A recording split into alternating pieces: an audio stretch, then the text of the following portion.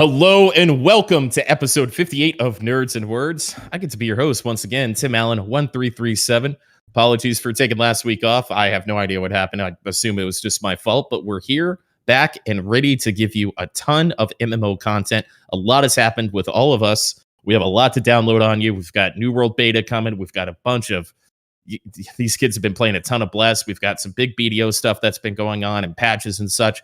So, without further ado, let me introduce everybody once again. They fixed the game! Moreland TV, how are you? Did they fix it though, or? I don't know. I just hear you say that pretty often. Oh, okay. The person most likely to have a Bible thrown at them, Kerr, welcome back. Yo, what's up? And the man that was recently awarded $330,000 in a settlement with Home Depot over being lightly sunburned while in the gardening department of Home Depot, Potion Shop TV. It is I. Yeah, it's actually true. Like they need to have warning signs up when you go outside that the sun might give you a sunburn, and so yeah, it's dangerous out there. So as we normally do, we break the ice and also get into the conversations by talking about what we did this week. Kind of know what these two guys did, so I'm sorry, the pointing doesn't reference what Moreland and Potion did. So I'd like to hear what Kerr did this week to start, and then we'll jump into the rest of you guys. So my shit was kind of crazy. I'm actually going to start with last week because we didn't podcast last week. True. If you look in the Discord, you can see some pictures. So I was midstream one day last week, and some guys were pressure washing outside. They were like pressure washing the door and the walls and outside of my partner's place.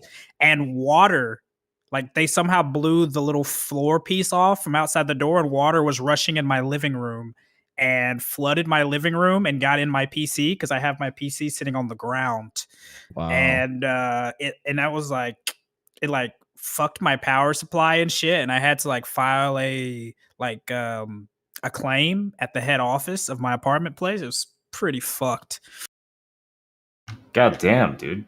Dang. Yeah. Did they get it sorted out? Are you still processing it? Yeah, I met with them and their insurance people on Monday, and they're trying to like screw me out of it because like I move out of this place this weekend, so I'm trying to get that fixed like ASAP.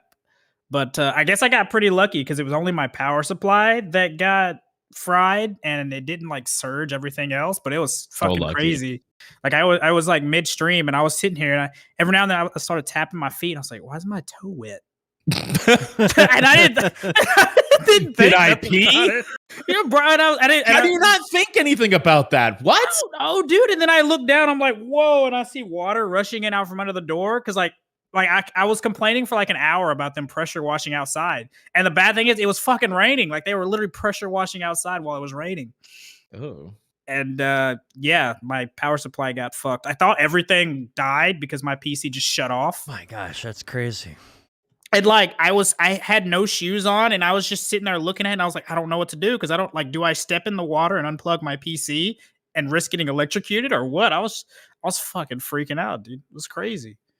So I used to be a competitive PC benchmarker thing. It was a weird arc.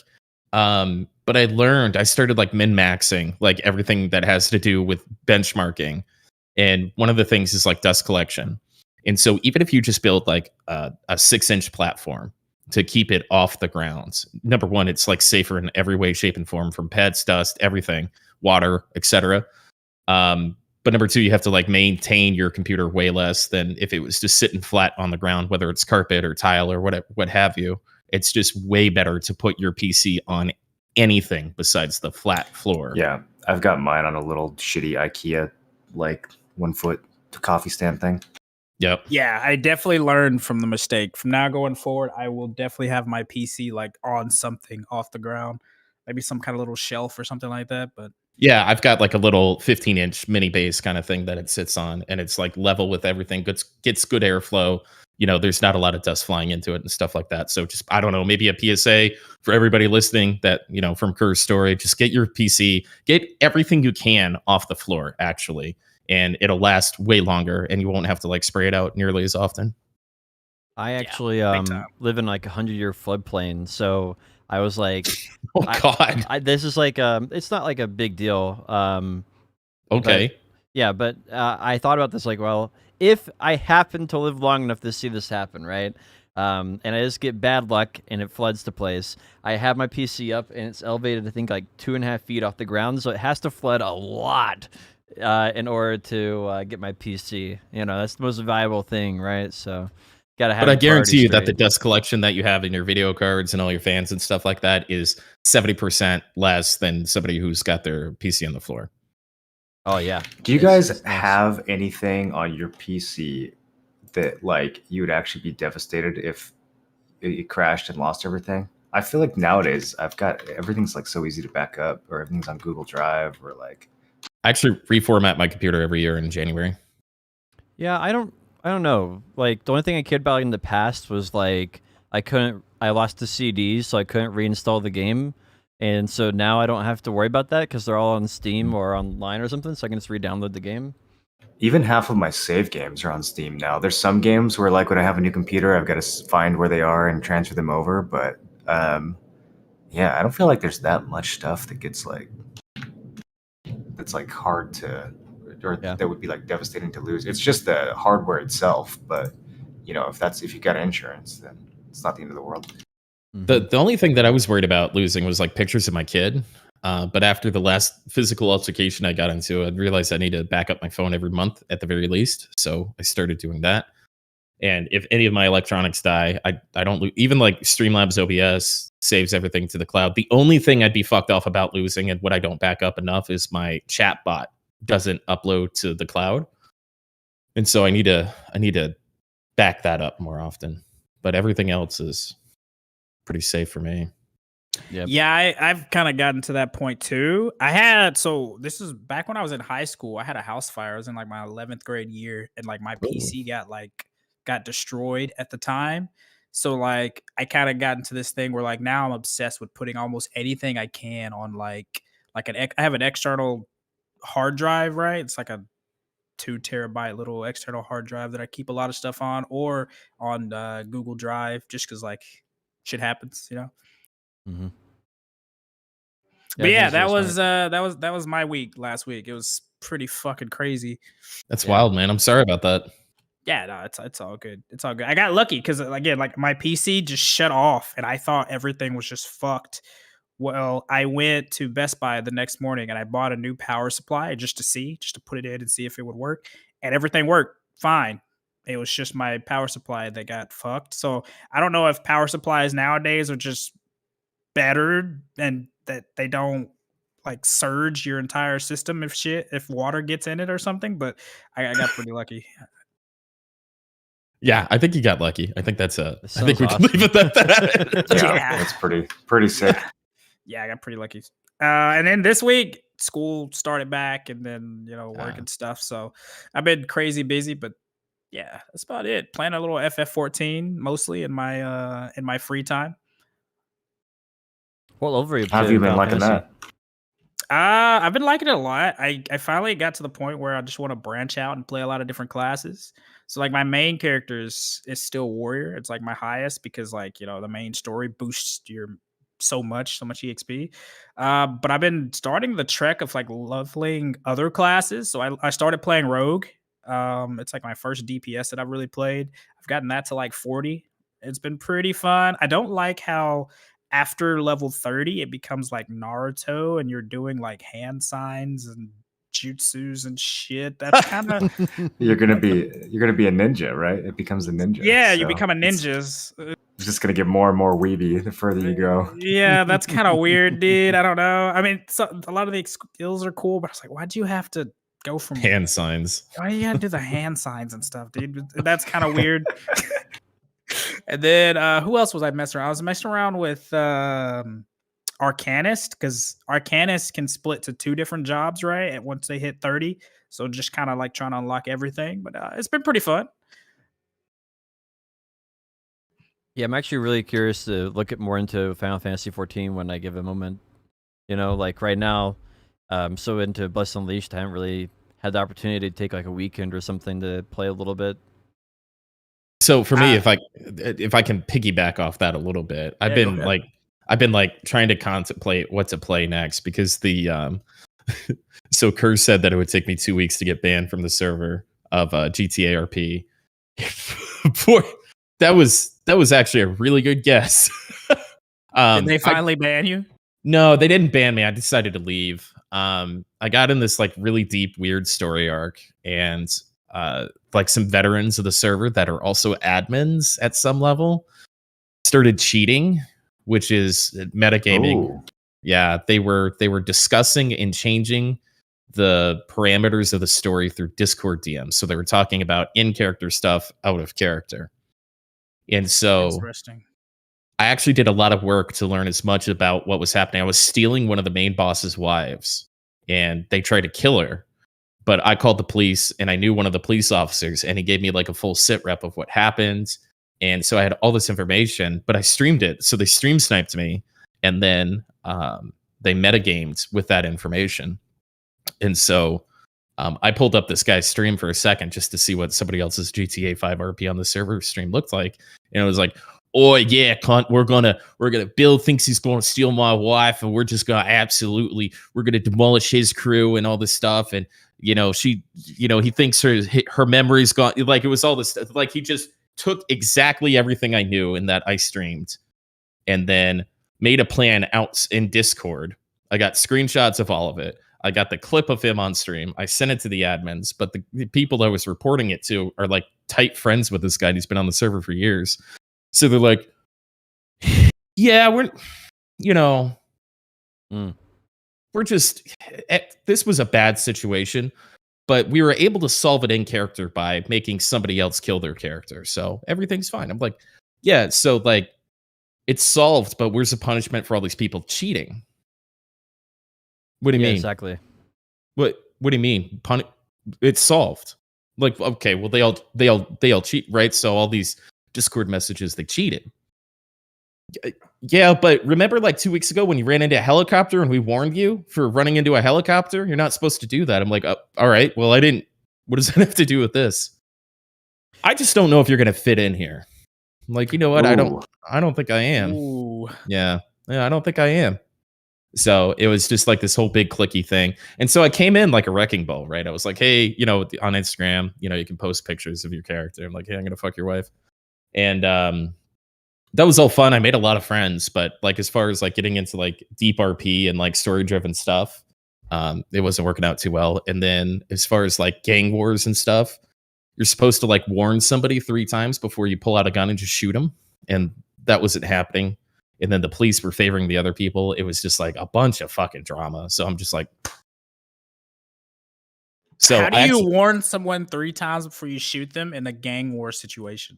So you have to, if like we had a business, we were the weed dealers of the city. And so if they wanted to come take our business, they actually had to come up and be like, you need to come out with your hands up with a gun drawn, come out with your hands up and talk to us. And then they can rob us or something. And if we don't comply after 3 verbal warnings, they can just shoot us. And so you have to warn somebody 3 times before you shoot. And that's pretty common across all RP servers. So you're just not random death matching is a big term. You can't just come up and just blast people for whatever reason. Now, 30 minutes after that initiation, you don't have to reinitiate, right? So if somebody comes up and like, hey, hands up 3 times, and then they shoot at you, you can come back 25 minutes later and just kill the guy. But there has to be some sort of warning. So there's, so it's not just like team deathmatch, it's RP. You know what I mean? Yeah, that's very common in any like RP setting. It's not supposed to be just like open world PvP. There's supposed to be like some story to it and rules of engagement. Like all that stuff adds a lot more like depth and interestingness to the actual encounter. So it's not that interesting to just like walk up to someone and Darkfall Online, pull your weapon out and attack them. Like there's got to be more to it than that. So we were driving around and kidnapping these guys from this gang that were trying to take our business and be like, you need to fucking stop or come to terms with us or a deal or something. And if they spit in our face or said, fuck you or something, we'd rob them, blast them, and throw them in the river. And so then they would have no memory of what happened. They'd just like come back into the city an hour later and start it all over again. But nobody was really playing by the rules. So I left that server and I got whitelisted on Twitch RP, which is Minimus Maximus from our New World server. Yeah, they whitelisted me. They're not whitelisting anybody. They're not taking applications right now, but I maxed out every character, the application. I put in the most amount of effort I possibly could. And I'm really interested. Apparently, other people have told me that they have like a skill system that's like, what's that game? That fucking RuneScape. They have like a RuneScape type system where like when you do skills, you get better at them. So there's like something to grind. So I'm kind of interested in seeing how all that plays out. Those guys seem like they'd just be way cooler to play with anyways. Yeah, just seeing their interactions in like New World just made it seem like they weren't like dicks or stiflers, right? They know how to have a good time. The idea of metagaming in a GTA RP server, that's so bizarre to me, bro. That's It's ridiculous. That's more cringe than like scripting Valenos, right? Like, what is the point? Like, you're literally just sucking all the fun out of it. What are you trying to win? So this one guy was like, I guess one of the premier streamers, and like I think he was threatened somehow by my shitty half dead stream coming in and having a check mark or something. I don't know. We never got off on the right foot. But I just caught him cheating, and so in typical Tim Allen fashion, I put up a YRP when you can exclamation point metagame, and I just explained what happened. So he sent me like a 7-paragraph essay in Discord DMs about how innocent he is. I never read it. I just replied to him like, I can't be fucked to read this, man. Like, you're just a cheater. He just ignored his manifesto. and then he reported my stream. And then I'm like, yeah, we're done. We're done. We're definitely done. So I'm just moving on.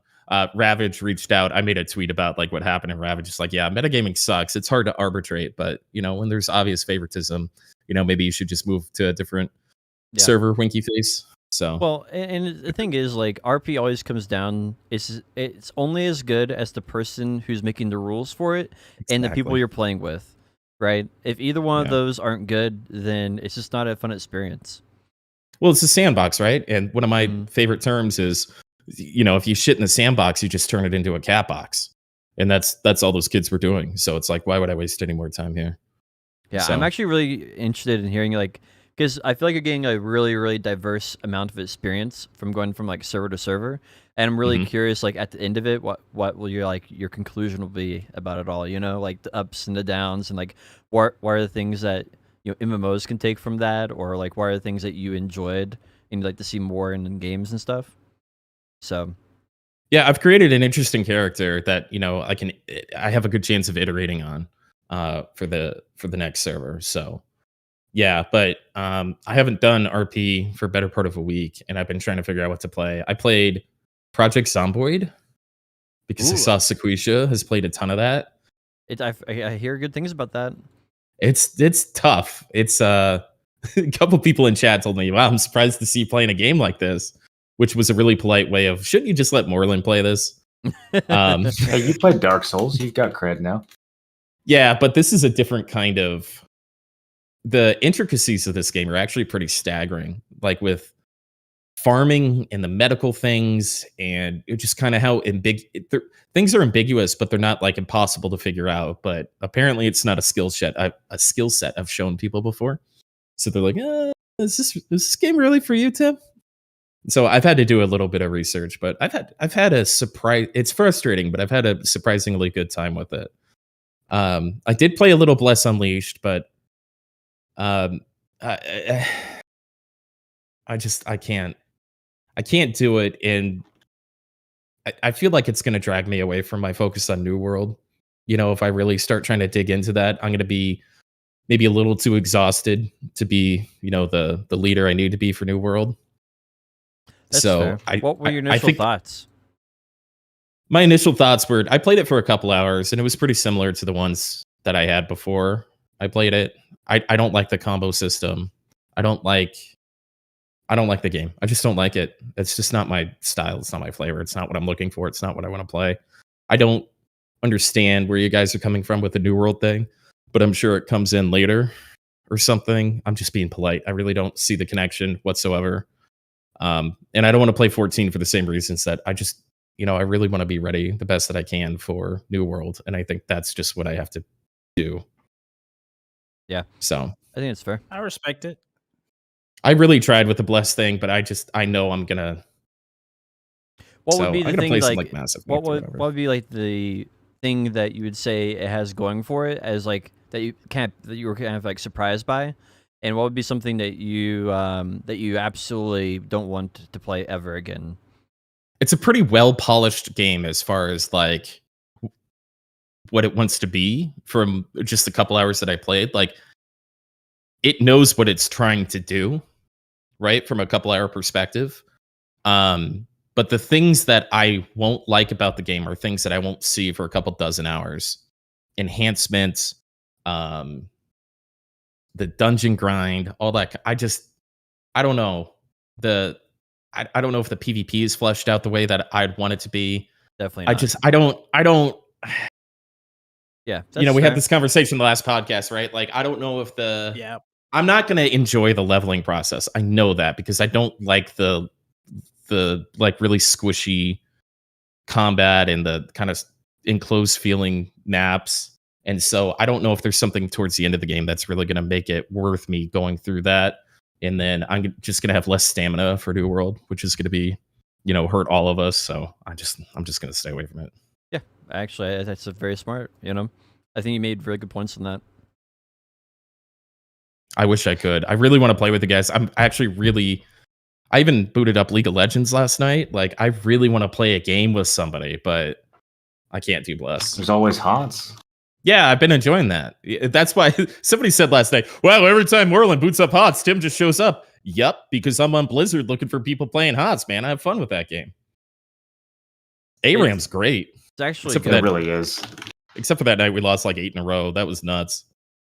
Dude, I've never had there's not that many heroes that I haven't like learned and fleshed out in that game, but that night I got every single one of them back to back and nothing that I actually knew how to play. That was crazy. I like listening to you play Orphea. I'm pretty surprised you've never played her before. She's fucking busted, dude. Yeah, the movement's what makes the difference. Got MVP in my first game with her, like 40% team damage. Okay, nice hero. I was thinking about, and if I could plug this on y'all's stream here for a second, I was thinking about renting a CS 1.6 server, kind of in between this New World. Like most people do, like Minecraft servers or whatever.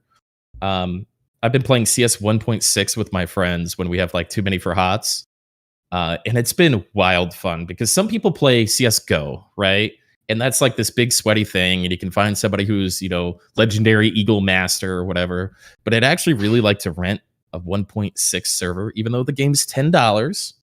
It's not Minecraft. It's still really silly fun and nostalgic for anybody who's over 30. So I never got into CS when I was a kid, so I Same. don't have any nostalgia for it. I just played Halo the entire time. That was the main reason why I didn't touch it.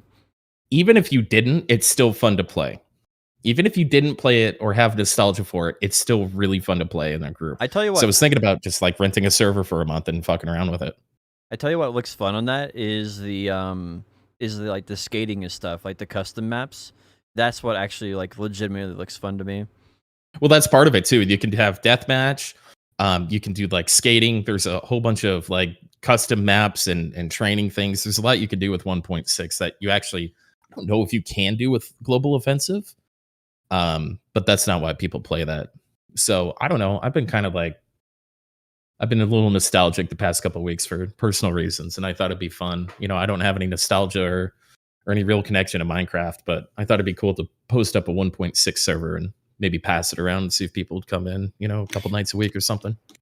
Did you get into Valheim at all when that was the craze? No, I probably would now, which is funny, but the timing for me was wrong on that. There's a big update to Valheim coming in a few weeks, so I think people will be that'll be something to do with the boys. I would be very interested in playing that. Yeah, I think a lot of people are going to be booting that back up.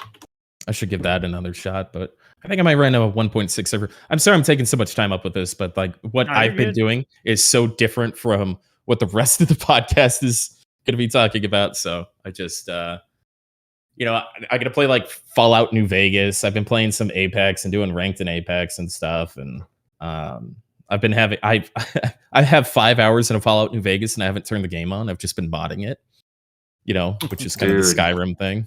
Yeah, that's how I was with Skyrim. I modded it for like 20 hours, then played it for like 3, and then uninstalled. Skyrim's coming out for the 7th time, like next month again. So Yeah, dude, they're The coming out with Super some Ultimate Edition? stupid, some Yeah. 12-year edition, bro. Like, what the fuck are you doing? I saw an Instagram post that was like, boy, I bet you feel old now. Skyrim came out next month. Skyrim came out 10 years ago, and 8 years ago, and 5 years ago, 3 years ago, and next month.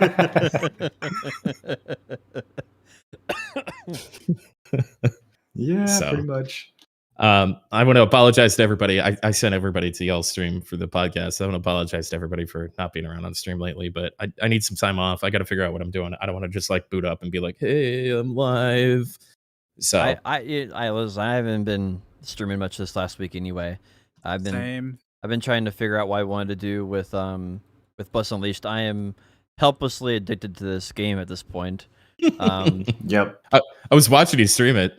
Yeah, it's trying to figure out what chest to wear with Valinaris. Yeah, I think the main thing that's got me hooked on this game right now is the progression. I've always enjoyed this progression-based games, and I feel like they've just 100% nailed the progression feeling. And the PvE is challenging enough and well balanced enough to add an extra layer there to make it worth my time.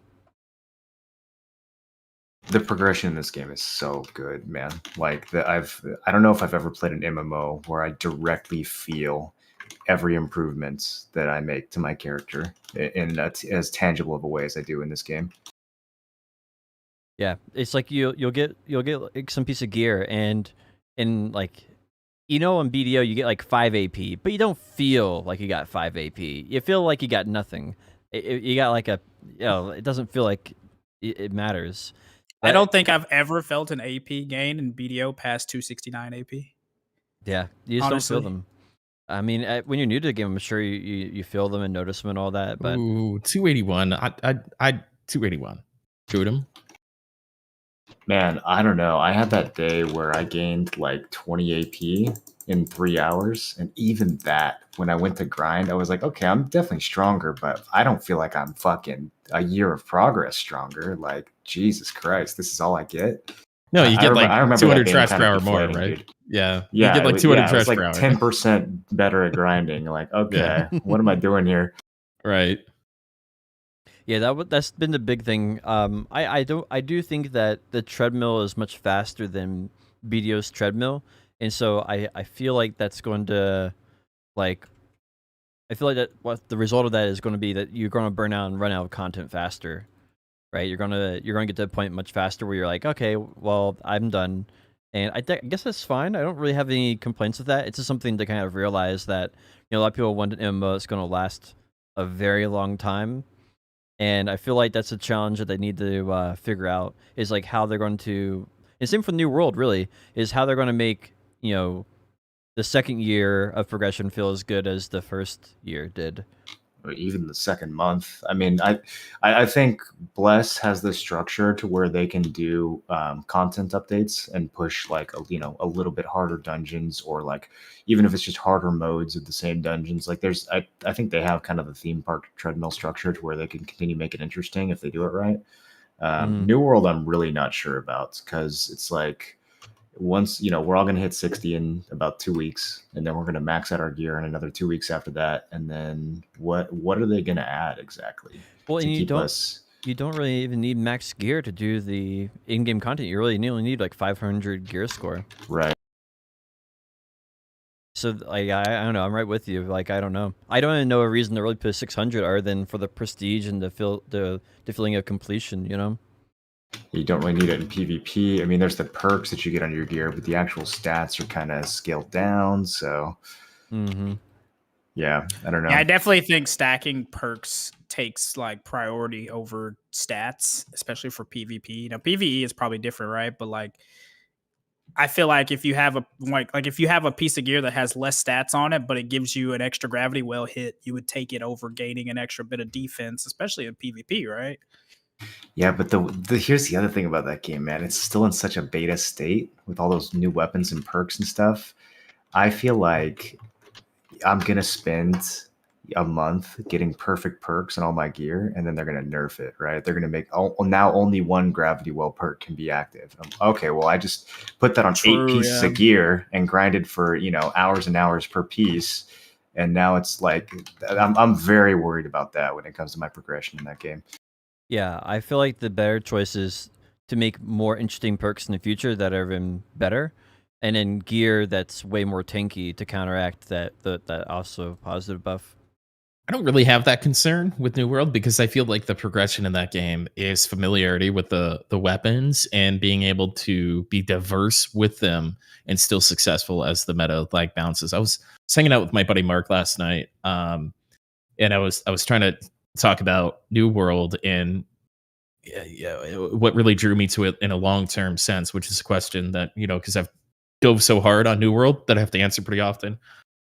And really, like, people are going to come in for a couple months. This game's great. They're going to be like, there's no content amount, But then there's been this arc, if you've paid attention to like Splitgate is coming back. Like these weird games come back like 6 months after they launch. They get some of their shit in order. And then the people that have been sitting there learning and studying and playing the game, day after day for months on end are the ones that are then, have all the knowledge and are kind of the gatekeepers of everything.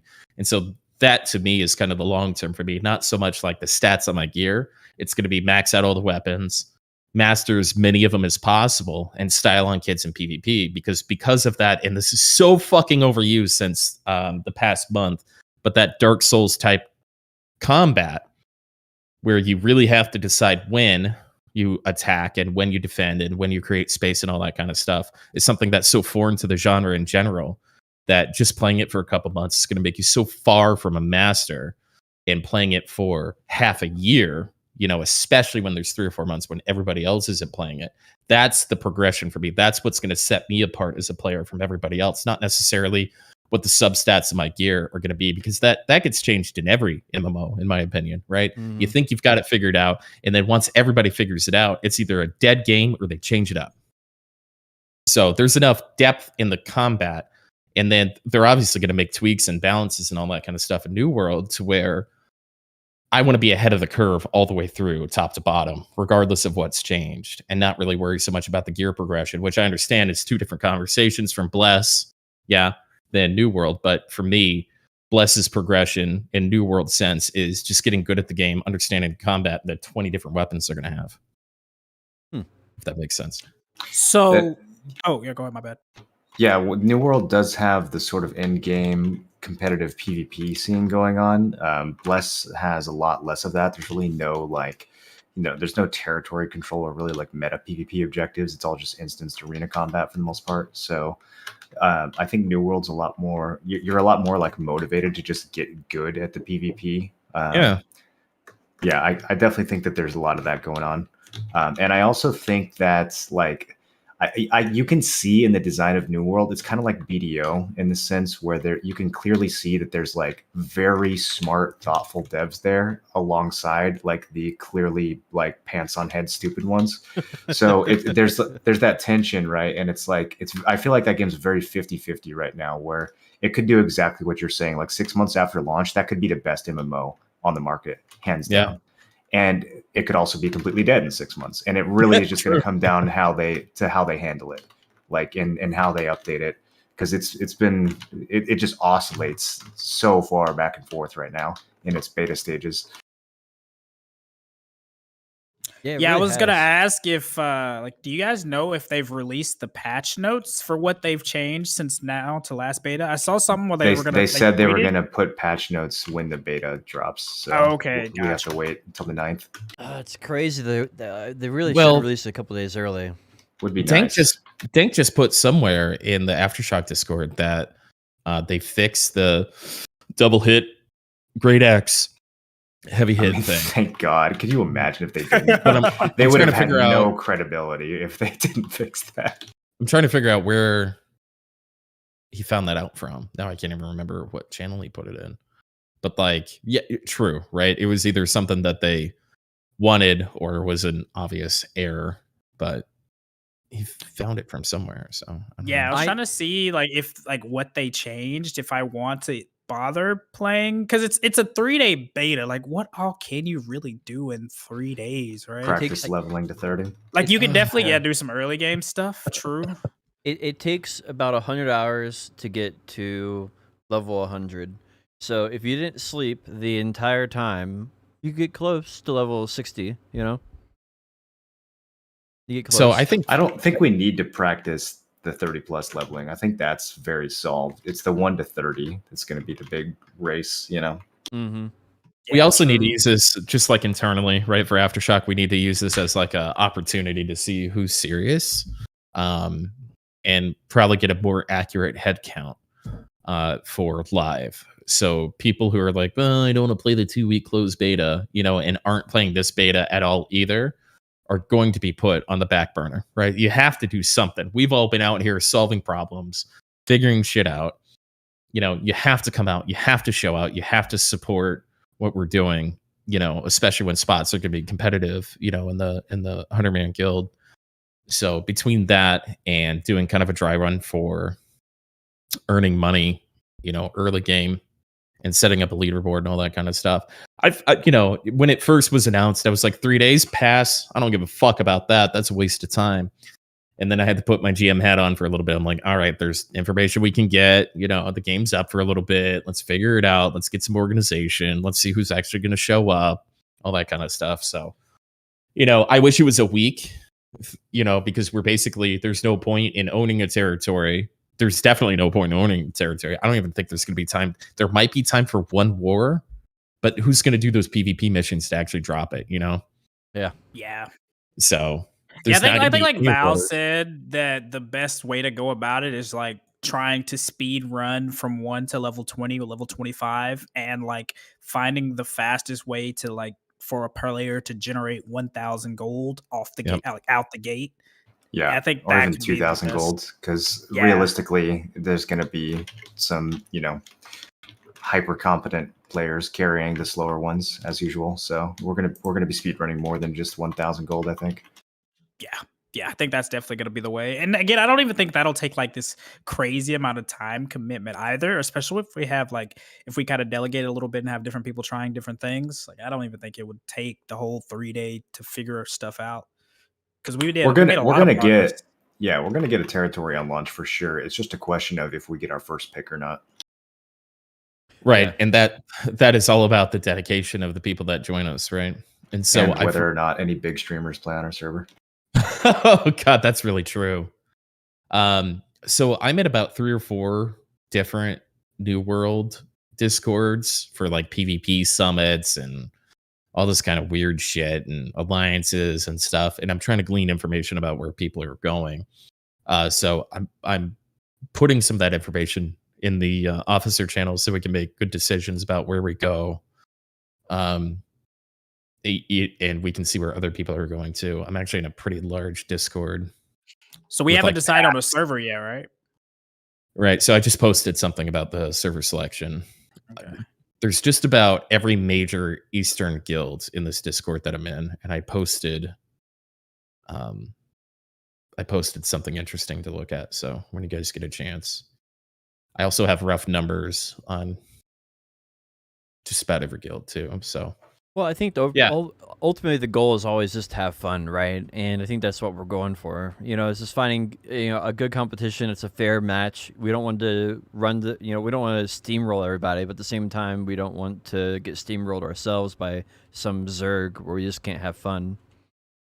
No, I want to win. I understand the sentiment. I definitely want to have fun, but winning is high on the list. Yeah. So I mean, you understand how I ran, BDO Aftershock was. Sure. How do you think, like, for people who are like who don't know about New World, what is like this winning, this like regions? How does this all work for people who don't know about New World's Siege? So regions give you a bunch of benefits, including transportation is actually really important because the fast travel has a cost with a material that's kind of hard to get or inconvenient. It's got a low cap on how much you can store. And so if you need to travel a bunch, it's difficult. But if your faction owns territories, you can travel between them very quickly. And then if your guild owns them, you can travel between them even cheaper or quickly, however you want to put that. And then on top of that, if you own a territory, your guild owns a territory. Your guild collects taxes from that territory, from property taxes, crafting taxes, refinement taxes, and trading. And so it's all localized, so it all matters. So it's income, it's fast travel, it's notoriety, and it's bragging rights, if that's maybe a subsection of notoriety. Yeah, bragging rights is the big. It's basically also the only win condition that I can find in this game outside of if they have ranked arenas, which they are coming out with arenas. So that's your personal level. But don't you want to be like one of the best PvPers in the ranked arenas in one of the best macro guilds, that owns the most amount of territories? So I also think taxes are going to be even more insane on launch than we saw in the 2-week beta, especially because I think there's just going to be overall more people playing, I think, right? And just more willing to take it seriously, right? So that's more people generating tax money. So from the territories that we had, we didn't own, the game wasn't live enough for us to really see the payout of the territories that we owned. But Potion Shop was right in the ones that we owned would eventually be some of the highest paying.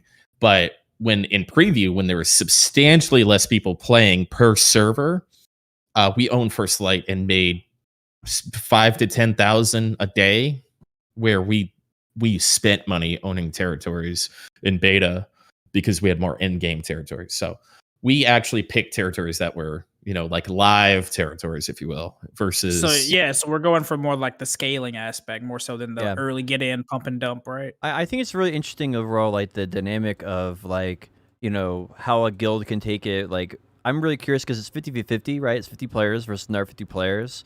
One's in the fort and one's on offensive. And I'm really curious if they're going to be able to manage the lag, because that was a huge issue in the past for like taking one of those territories or defending one, right? They said that the purpose of this test was more of like a stress test, but it sounded like they were talking about logging queues. I don't know to what degree they're taking seriously the problem about lag and siege. I wish they would say something more about that. Yeah, I think it's a huge issue. But I mean, I guess if people were having troubles getting into the game, then they're never going to make it to Siege anyway, right? So, I mean, I guess the thought process makes sense, but still, it would be nice if they had mentioned something about it. Yeah, I was having that conversation yesterday too, on like how many people use Amazon's like server service. It's like 60% of the country uses Amazon servers, and the fact that they're having lag issues and what I assume is their flagship game coming into this new market is probably something that, like BDO just bought like lease webs or some like low budget fucking bullshit. And when we were like, our servers suck, they're like, well, we have 2 more years in our contract. Get fucked. I don't think that's going to work. Number one, I don't think that'll play for Amazon as like a company.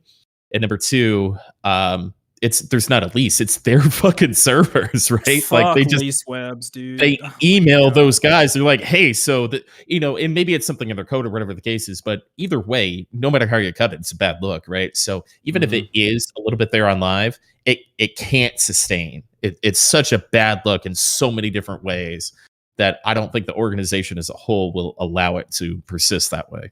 Yeah, I think big Amazon will come down and say, hey, you got to fix this. And I think that's good for us because it reinforces. I think it's a feedback loop to make sure the gamers have a good experience, because if they don't and the servers aren't feeling good, then and we can make enough ruckus about it, then people will be like, oh, maybe Amazon servers aren't that good after all, and then they're like, whoa, wait, hold up a second, let's we'll fix that right away. Such a huge part of their business. There's no way they can allow that to be the perception. Mm-hmm. Yeah, I'm really curious about it. What are you grinning at, Moreland? What are you thinking? I do not share your optimism at all. I think if they can't fix the servers, then they'll just fucking write the game off and move on to Lost Ark. I don't think that the gaming division has any power whatsoever in the overall Amazon structure. They're a drop in a fucking bucket, dude. Like, yeah, I don't know. I don't think any higher ups at Amazon are giving two fucks about New World and whether sieges are laggy or not. I just think it's so weird that they didn't have this issue during the betas, right? Like, why is it an issue They now? had it a bit, yeah. I don't think it's a server issue. I really don't. I think it's Yeah. an issue with all the different weapons and shit that they've added in the last 3 months and the probably 12-hour a day pace that they've been working to get this game out on time. I think there's just a shitload of code in the background that's sloppy and lazy, and they're paying a price for it by trying to launch this game a year before they should. I guarantee you all the lag is because of Ice Gauntlet and Great Axe and that shit. Like it has nothing to do with the servers. Yeah, it has nothing to do with the servers. I agree with that, but I agree with that. I think we all came to that conclusion. But when you look at it at a surface value, which almost everybody will, they come into the game, they get recruited into a guild, they go into the fight, and they go, oh, the server just lagged out, right? They're not thinking critically about what's causing it like we did, right? So it's going to like show poorly on them. And so that's the point I was trying to make, and probably articulated pretty poorly, is that I think they'll fix that because they can't look like they've got server issues, because it is, even though the MMO genre and their gaming thing is not a big part of their business, the server part is, and they can't have a bad look on that at all, especially when gaming Twitter and all that is so huge and things trend super quickly. Yeah, I'm interested to see what their focus will be, right? Like it'll be telltale like how Amazon runs their company. If nothing happens and they have bad servers, right? And I don't know, I'm not really an expert enough on how they run their company currently to know the answer to that. None of us are. We're sitting here speculating, right? I'm definitely having like a grounded view about it, right? Where it's like, okay, I know for sure, without a shadow of a doubt, that the first month of the game will be fun.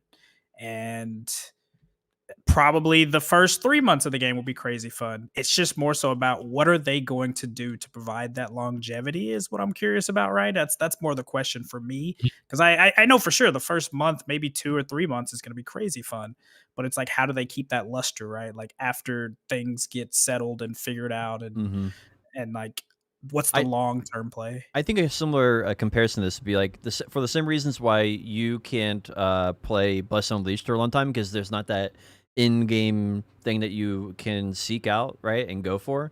It's the same thing for a lot of gamers. And if there's not like something that lasts more than a month in an MMO, it's sort of like, why am I doing what I'm doing a little bit, So yeah, I can see that. I can see that. I think they're gonna answer that pretty fast though. Like I think in January or February they're gonna come out with an update. And I think then we'll get a lot more perspective on how they're handling that side of development. It's going to be lows.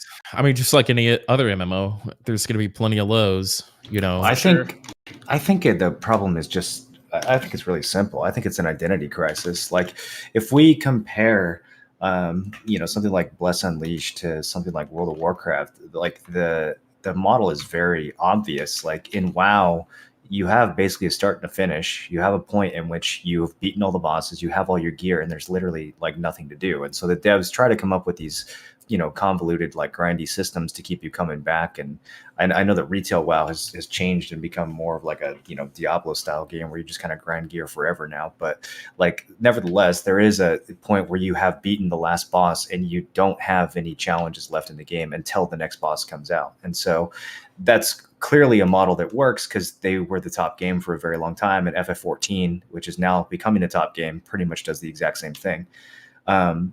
But when it comes to a game like New Worlds, it's really, to me, just a basic identity crisis. I think they haven't yet decided if the content is going to be on the burden of the developers or if it's going to be something that they just allow the players to create emergently.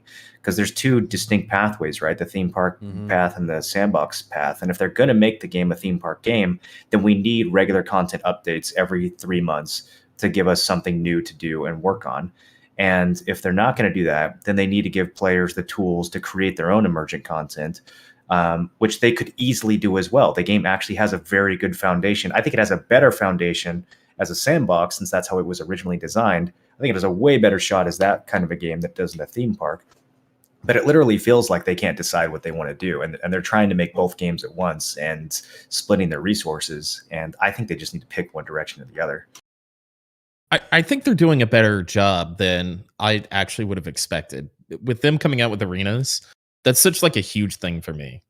And maybe that's just like my allegory of the cave and my perception of what I wanted from BDO I could never get, where that was kind of, in my opinion, one of the kings of MMO PvP for years and years. And it was this low hanging fruit we never got. They came out with a mobile version, they got it, and we're all like, oh, okay, all right, see ya. But I think with forts, them introducing forts is a really good sign that they're aware that they need to give us that emergent kind of tools for our own content. Because look at how much fucking content we got out of that. We literally made friends with opposite faction because of the good fights that we had from there. And I wish, part of me wishes we were important enough for them to see how drastically the entire vibe of the server changed because of that one night we just were fucking bored, got some decent PvP, went out and held that fucking fort. Proverbs came around, Minimus Maximus, but they were already kind of our friends, but we got even more of their respect. That was the best thing that happened in those 2 weeks, was that 25 v 25-25. And think about how much dev resources that took compared to making a theme park style dungeon with 3 different bosses and mechanics and loot tables and everything else. Think of how brain dead easy it is to just slap a fort down and say, hey, if you go fight over this, you get something kind of cool for it. Like, those forts aren't even that well designed. They're maybe 1/10 of the potential that they could have with a little bit of work. And they are already like extremely good, interesting, tools for players just creating their own content.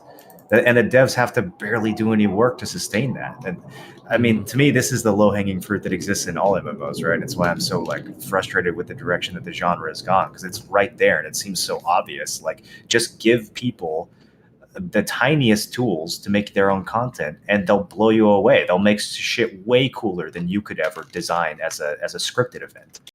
Yeah, I agree. I would say that fighting for those forts was probably the peak of the entire beta for me.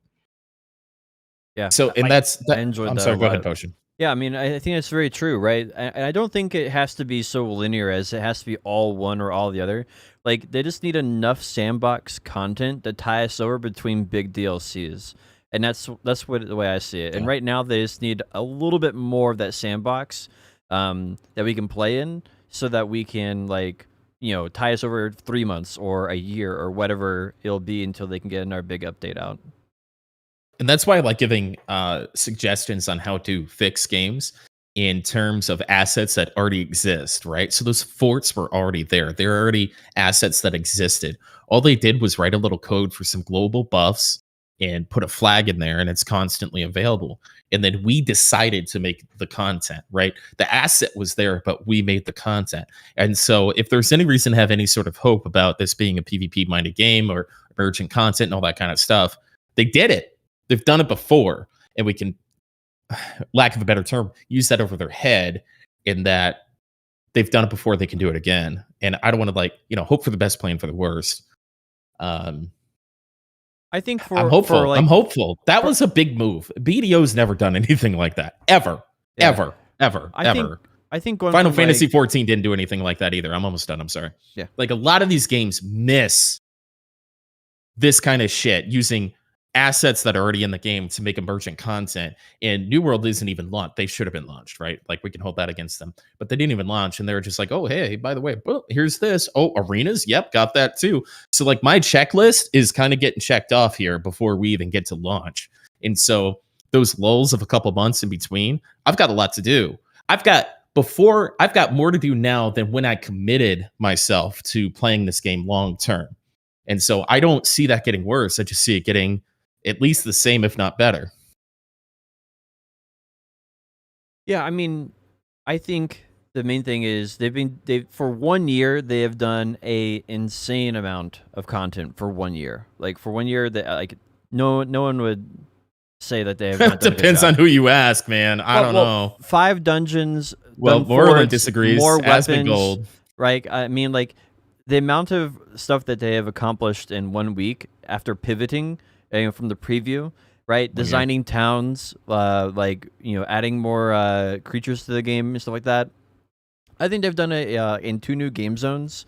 I feel like all of that in a year, if they can keep up that a similar pace, maybe not the exact same pace, but a similar pace and direction of the game, I feel like the game's going in the correct direction and it's going at a ludicrous speed.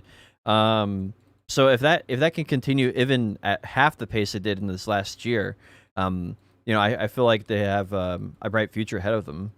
So the crucial part of that statement that you should add, right, is they have a really good time to kill to match up with a decent pace of trying to find the identity of this game, right? They're trying to pull it. They're doing this weird PvE and PvP thing. I think one day they'll have to decide. If not, we'll see how it plays out. But what is really the core of this entire game is a really solid time to kill. And they're bringing in arenas, and it may be an accident, but I'm hoping they understand what emergent content is, so we have the tools to make our own sandbox and stuff like that. They could just be dumb and lucky, but I'm a little hopeful that it's a touch more than that, mixed in with good time to kill. That's a dangerous concoction. Yeah, I don't think they have to choose between PvP and PvE. I think they could do both successfully. They just aren't. And to me, it feels like a lack of inspiration. It feels like you have these devs who originally signed on to make a sandbox game. They pivoted halfway through development, and now their boss is saying, "Go make a WoW style dungeon with that's where you run in a straight line and kill bosses." And they're kind of like, "Ugh, do I have to?" Like, that's what the dungeons in New World feel like to me. It feels like someone who's not inspired to make the content is trying to get it done before the game launches. And that's like, they could easily make really good dungeons to coincide with the open world PvP, and they could have, both playstyles could easily flourish. There's no reason why that can't happen. I just haven't seen any evidence that it will happen. I think the dungeons that they've added in that game in the last year are not impressive at all. I mean, we've had that conversation. 5 dungeons, right? Yeah, like those 5 dungeons, I feel like they could have made those in a week with how fucking. I know Potion likes the dungeons. I abhor them. I think dungeons were already in the game. I like the dungeon. They should have doubled down on the dungeons that they had, the EQ style dungeons that are in there, the elite farming, if you will. Potion, I'm curious what you think about New World dungeons now that you've played the Blessed dungeons. Do you see the comparison, or do you think I'm crazy? I still think New World dungeons are better. Wow. Okay. Yeah, I think the basics, of this game of like Blessed Unleashed are way better, but everything else is terrible. It's really comes down to they just need to get the fundamentals of what makes a dungeon fun and polish those to make them actually better. And that's the real problem there. It's like some of the most basic things, like the time to kill for bosses, like rotation of combos, like don't stand here, stand there, right? That's their main problem. It's not like, I think overall their dungeon design, like the appearance aesthetically and visually is phenomenal. It's just they fail at the basics of a dungeon really hard. But I think the stuff that a AAA company can do for that, they knock it out of the park.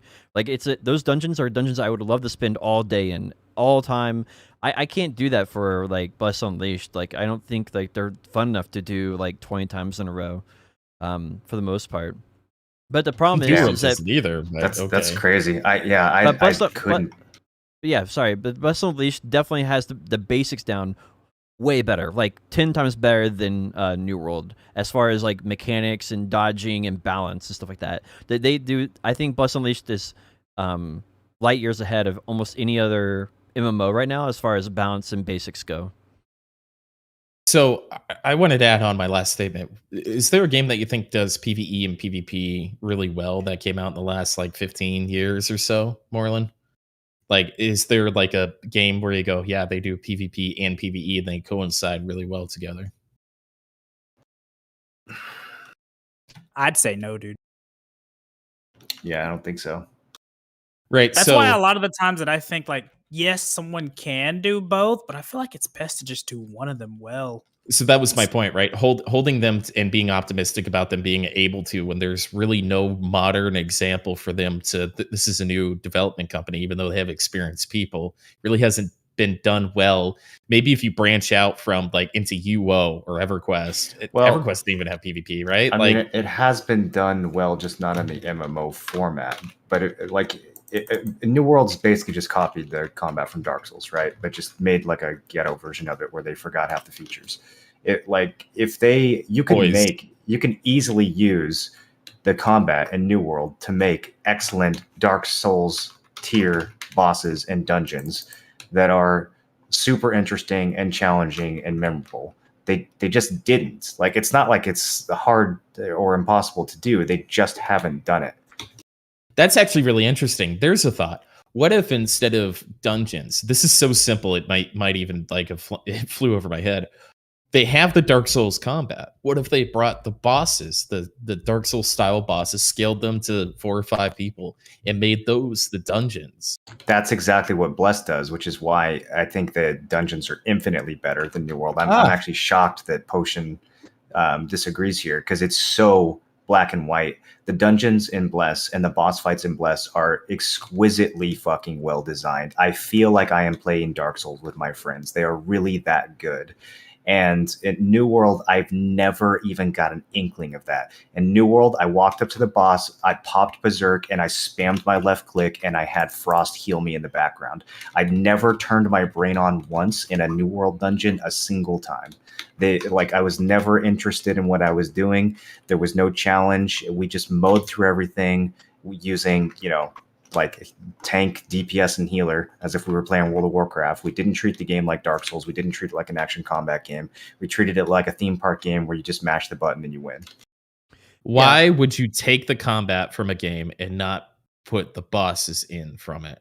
Well, what a simple idea. What a simple idea. Well, I mean, I when I play the dungeons in New World, they remind me of the feeling I get in Destiny 2. Like, I feel that immersion feeling through and through, right? That's what I really like about it, because you have to go to the destination. You go into the destination. It has mobs that match the destination, that your expectations.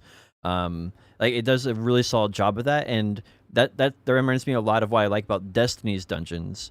And like I said, like I think that's something that you can't get easily. This game, Blessed Unleashed, will never have that, ever. Period. It will never have an immersive world, because from its foundation, it has shikabis and like random high fantasy monsters, which no one cares about ever.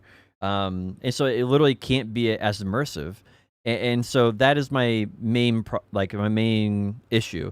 But for New World, that's not the issue, right? New World's issue is they need to get the fundamentals of, all right, you need to don't stand here. Like, you need to, reduce the healing. Like, the basics of like dodging mechanics and rolling out of the way, blocking an attack. Those are the things it really needs. And that's something that New World can fix. Blessed Unleashed cannot fix its immersion issue. It can't. It's not possible for it to do it. They'd have to release a whole nother game. I'm super immersed when I play this game. I don't know. I feel completely the opposite of. Would you say said. New World or Blessed Unleashed is more immersive? It depends on what I'm doing. I think the Gathering in New World is way more immersive. Like the Gathering and just being in like the atmosphere and the music and stuff, they've done a better job. But when it comes to the combat in New World is not immersive at all. It's like the PvE.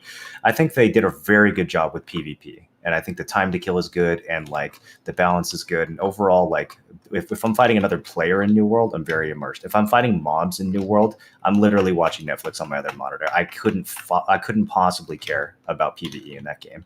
And in Bless, I feel completely the opposite. I'm fully engaged when I'm PvE in this game. I feel like you're conflating two different ideas though. There, like the feeling and immersion of a world is not the same thing as the feeling of combat. Like, I would never describe combat in a video game as immersive, because I'm not using my real hands. I'm using a mouse and keyboard.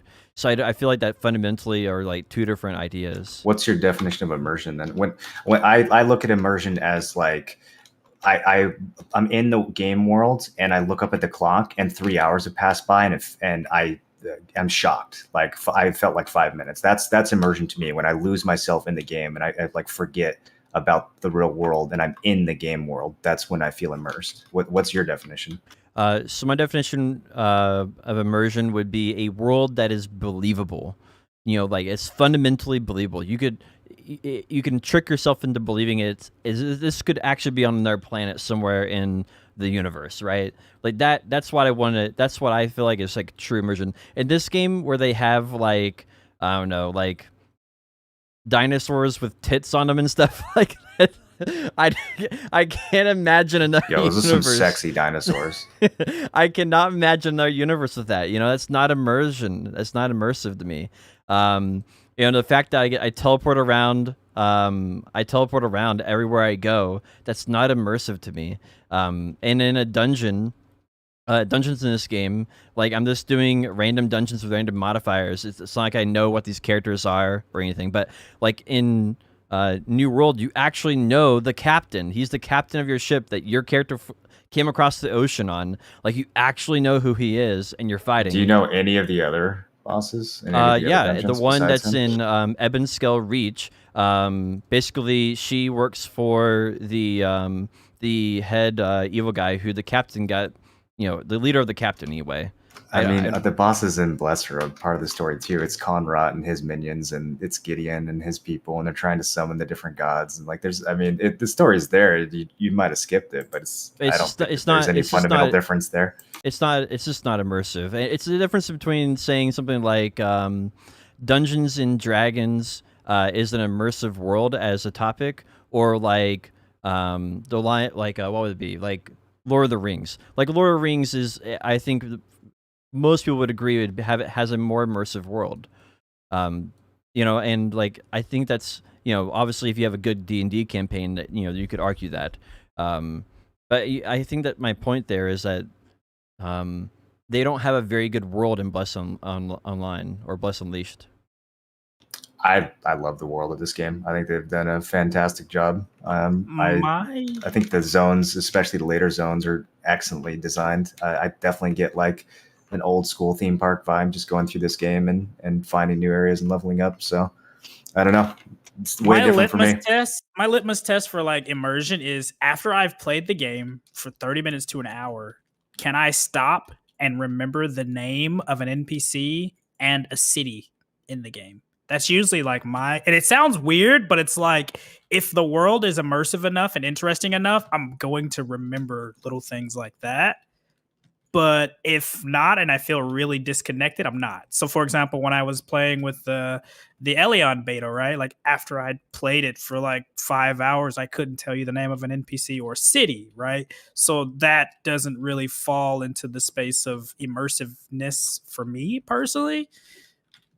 But on Bless, I didn't have that issue. So I would say that comparing those like Elion to Bless, I had a more of a like immersion in New World, more so not Bless, but you get what I'm saying.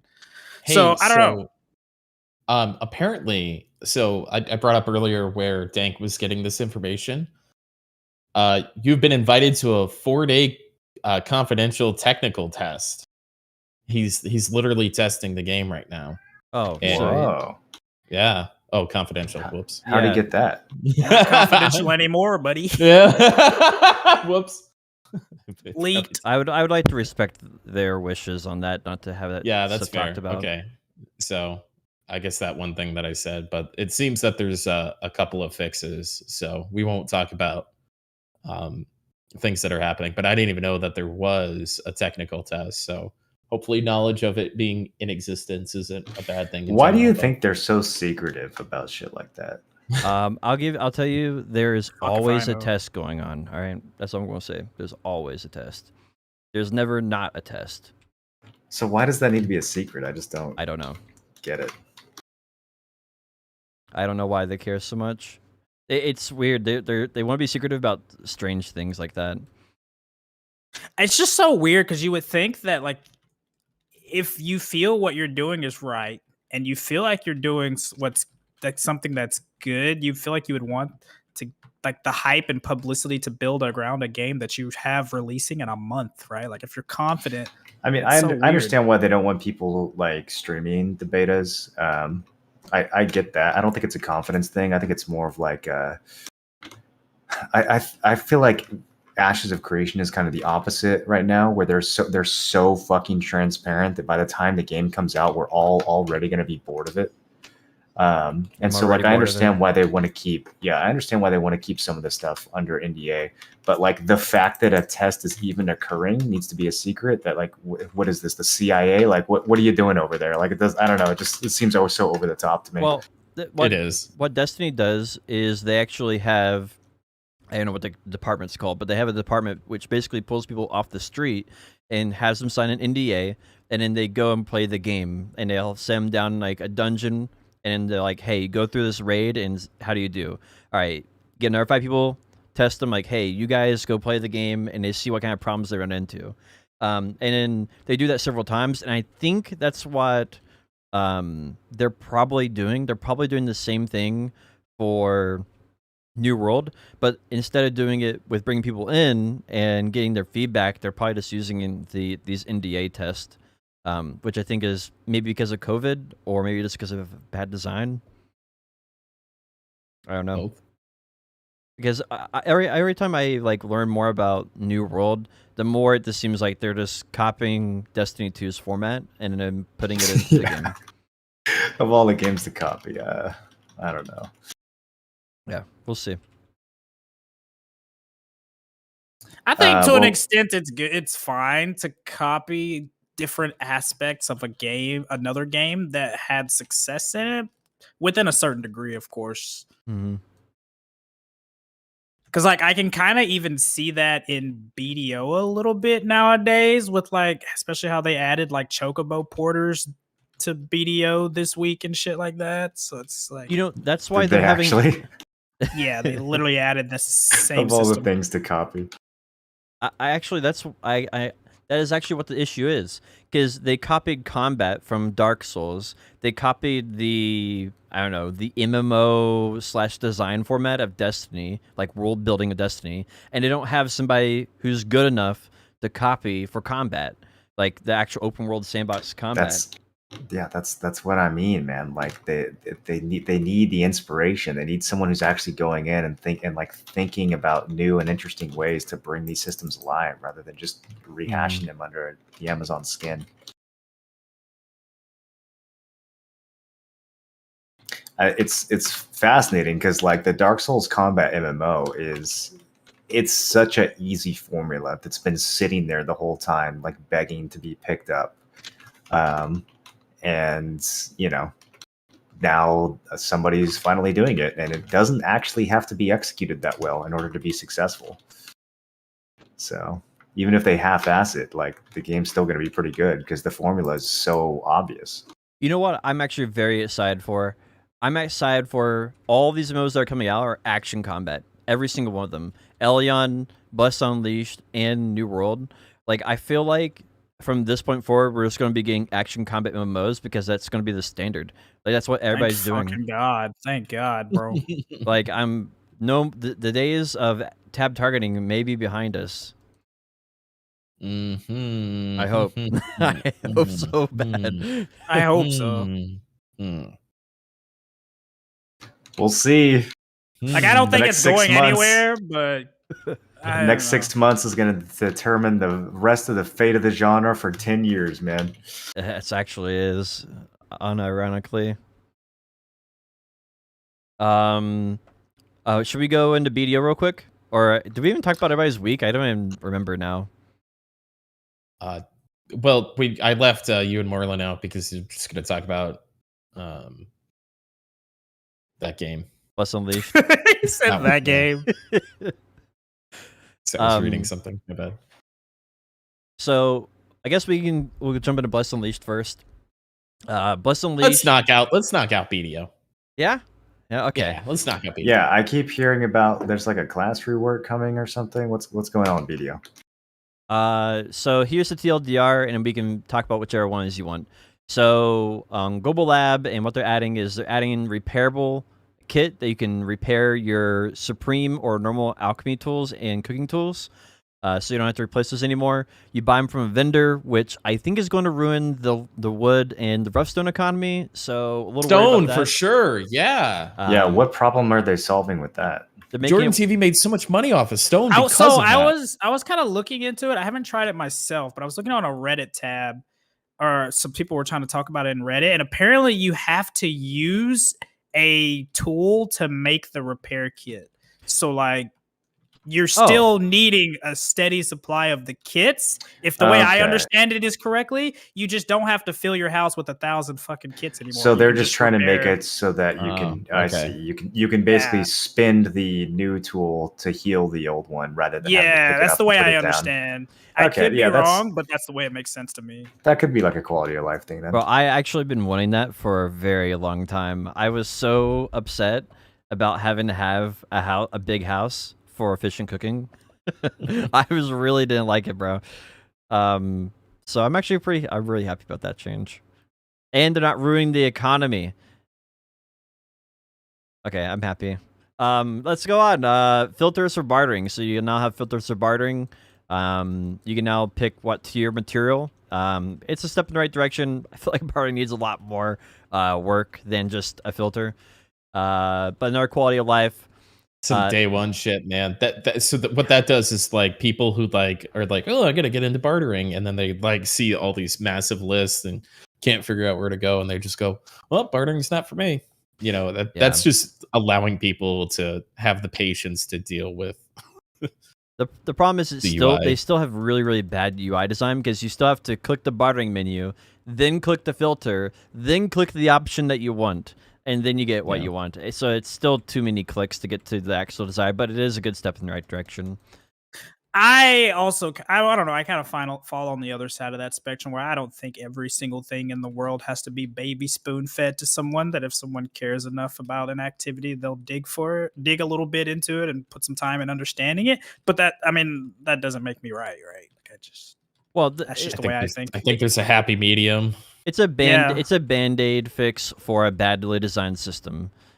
That's the honest truth about it. The majority of people don't like bartering. It takes way too much investment for way too little gain for a semi-AFK activity that's not really enjoyable. At least for your average player. There are people who do enjoy bartering, and more power to them if they're enjoying going out there and making, $100 an hour. Dude, bartering's pretty nice, honestly. You get this auto path and the game plays itself, and all you have to do is click 3 times every 15 minutes. So it's just another version of cooking, really, right? But I don't think it's very good. Between having parlay, bartering refreshes attached to the value pack, along with pay to win scrolls to give you extra parlay, on top of actually having to do dailies for the Caravel and the Karak, and then on top of that having to have the pay to win pet, the parrot, and all the boat gear. I mean, I don't know. It's just not for me, man. I don't know. Well, when you put it like that, sign me up. when you just I pile don't know, it dude. on. I would argue that bartering is one of the best systems they've added to the game in memorable history in terms of like life skilling, arguably. I feel like bartering is the trading rework that we wanted. They just separated it from trading for some reason. But I actually think overall they knocked it out of the park when they added bartering. Where they failed with me is, trying to, when it came to the progression, like you think I'm gonna do 60 days of dailies to make my Carrack? Fuck you, dude. Absolutely no shot. Yeah, it's just that's my main gripe with it is the bartering refreshes parlay and the dailies. It just feels like a daily simulator through and through. I mean, if it was the same exact system, but had like a random refresh times, or like it didn't have that limitations put on it, where I could go at my own pace and go 100 hours at it and just get my boat and stuff, I think it'd be much better for me, personally, at least. Anyway, bartering got filters, and that's kind of nice. They're on this huge train of quality of life changes, and it's another one on the list. They've been piecing together all the shredded NA feedback we've been giving them. Oh, wait, what So is this? if whatever you've been asking for is it hasn't happened yet, they just haven't found all the pieces in the shredder to get it back together yet. So True. just They hang tight. definitely been paying attention to the Korean player base big time lately. They're still doing those like fireside chats, quote where they do like the streams. Such a weird thing to talk to call them. it. It's so strange. Yeah. but I mean they've been implementing shit like within like a week turnaround. It's kind of crazy that like the Korean player base finally starts bitching and shit gets done. That's so weird. Yeah, I've been through enough relationships in my life to know that if you get comfortable and used to that, you're just setting yourself up for further disappointment. This is a temporary fix to try to keep you interested. It won't last. I don't know, dude. I've seen it with I've seen this kind of thing with a lot of games lately. I feel like a decent chunk of MMOs are kind of feeling like the need to capitalize on some WoW downfalls. I don't think it's just BDO. Dude, I think we're in the MMO Renaissance right now. I think it finally happened. Like I really do, because I think a decent. How chunk dare of games you are say doing that? How dare you say that? I think Like it's this happening. thing is so fragile. This thing is so Bro, fragile. if we see- By even speaking it, you could break it. You know what I mean? If we see BDO, Honestly, shut the fuck up. I think that with BDO, We're far from that. I think if BDO removes pay to win, that will be the first signifier. Well, of there's no Renaissance. chance that's gonna happen. I mean, I don't know. It depends on how desperate they get. You know, like think about it though. It's the biggest negative of the entire game. Not BDO, from their perspective, bro. Though they fundamentally don't understand that, dude. I can't complain about it because I have actively benefited from it. So I feel like it's kind of double standard if I complain about the concept of selling costumes if I myself partake in it. But it's like, you know, at this point it's kind of been engraved, and I think it's just about like maintaining the current level and not pushing it even further, I guess. But I don't know. BDO is kind of one of those things nowadays where it's like you already have your mindset and your opinion on the game, and like them changing a lot of stuff isn't. I don't know. Like are like all these changes they're doing, is that making you guys wish you would come back to the game? Not, of course not, right? Well, exactly, because most people because already it's not have going to their last. predisposed opinion. No, that's not the reason, dude. No, it's because this should have been done years ago, and they're behind the curve. It's not because it's not going to last. For me, it's too little, too late. I mean, exactly. That's what I mean. Right? You already have your opinion. Well, it's not going to change. They're going to fix the game now after 5 years. No, if they make a BDO 2, I'll play it. But I'm not going to come back to this version of the game. What the fuck are they going to do in this version of the game? I'm done. They would have to do a massive. I'm talking about a massive update. I think I talked more about this off stream or something, because I faintly remember talking about this. But basically, I would have to have them see like fix time to kill, healing, fix the number of CCs, super armors, iframes. Oh god, way even more than that, right? Fix how the karma system works. Fix siege, which they are technically kind of working on. Like they'd have to do all of that, and then on top of that, also announce some type of new like PvP mode to replace Red Battlefield. And I mean, like, they rip Red Battlefield out of the world, they put something else new in, and you're like, we're trying to do something better, we're going to work on it, we're trying something crazy, we want people to try our game again. And it would have to be something, like, really over the top like that. Yeah, and BDO too. Yeah, they have to make a sequel. There's no way they could... You're describing BDO 2. Here's what they need to do. take BDO Mobile and turn it into a PC game. Yes! I would play that. Yes, yeah, in a heartbeat. But the problem is that no one will trust BDO 2 because BDO came out and was awesome, and 5 years later they ruined it. I'll still BDO take the year. was very successful, man. That's how they're coming up with all these other new games. I mean, they made billions off of BDO. Yeah, they went from being nobodies to being one of the biggest companies in the world. I'm not going to trust them on a BDO 2 when they literally drove their game into the dust for 5 years. The way I will see it is that I don't think a BDO 2 is coming for the same reason there is no Grand Theft Auto 6 and there is no new Elder Scrolls, because if you're already making a shit ton of money from your current one, you don't have any incentive to make another one. True. I mean, they could have come out with Grand Theft Auto 6 forever ago, but they're still killing it just recycling old Grand Theft Auto 5 shit. Same with Skyrim, right? Just re-release Skyrim every 5 months. You don't have to come out with a new Elder Scrolls. So like, I don't think they're gonna come out with a new BDO 2 because though like the problems are more so for us in-game players, like more so than the new player, because they probably have the most amount of people playing right now as like a revolving door than ever. Like the game is full of people. It's more so just their end game population that's more suffering than anything. The people that have been playing long. The overall population is suffering too. The like overall roller coaster of population is getting a lot more volatile. So a new class comes out and the population gets a huge spike and then it massively tanks a month later. Life support. Yeah. Yeah. So I mean, they are overall. I think the game is slowly dying, but very slowly. Like they can keep it on life support by releasing a new class every 3 months for years and years to come.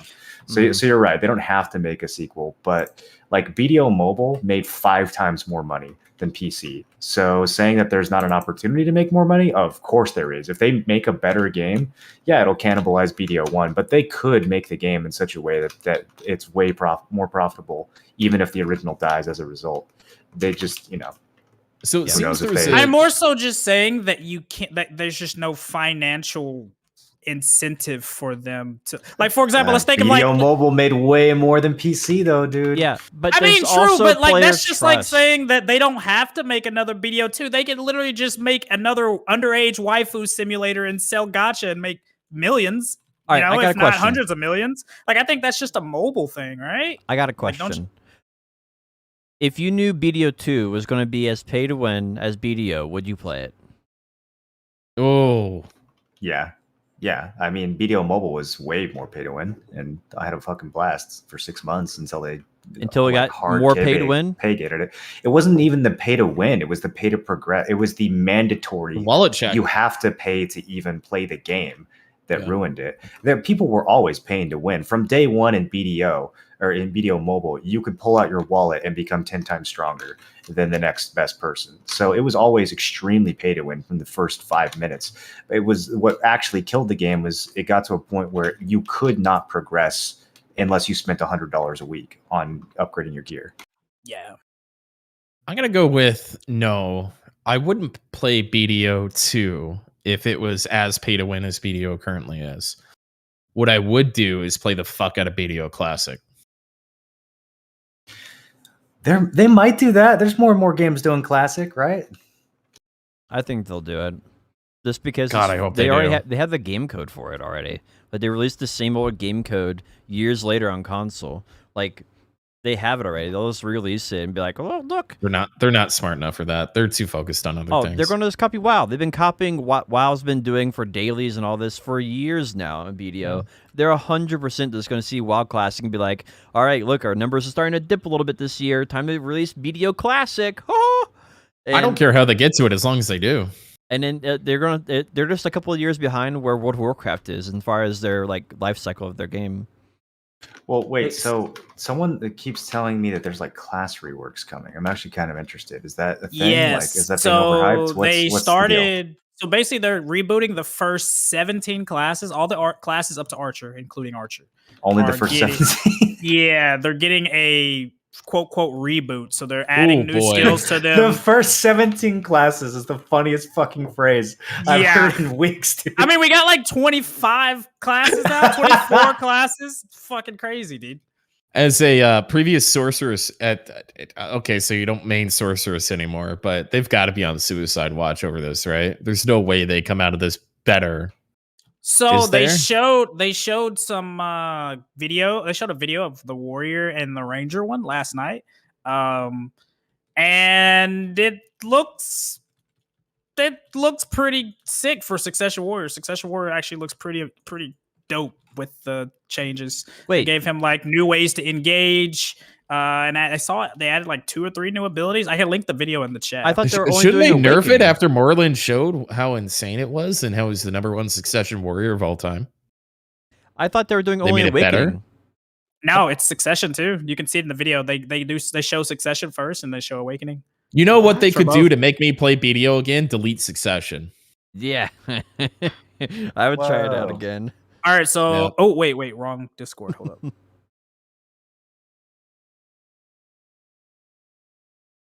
All right, so I know linked that them I know in that the doesn't chat. play well for your low FPS warrior play, Marlon, but I still stand by it. There they go. But yeah, the Succession Warrior looks fucking sick, dude. With the reboot. All right, I'm gonna watch this and see if I feel anything. It looks fucking sick. I don't know how to pull this up. Looks the same. Oh, it looks very BDO mobile is what it looks. Holy shit. Looks sick, dude. Bro, this is BDO mobile.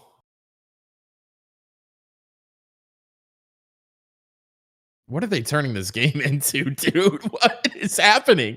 They said their goal was to release them on Global Lab one at a time, and then release them worldwide when they're all done. Yeah, all in one patch. So glad I don't have it. I'm not playing this. Oh, now it's the Awakening.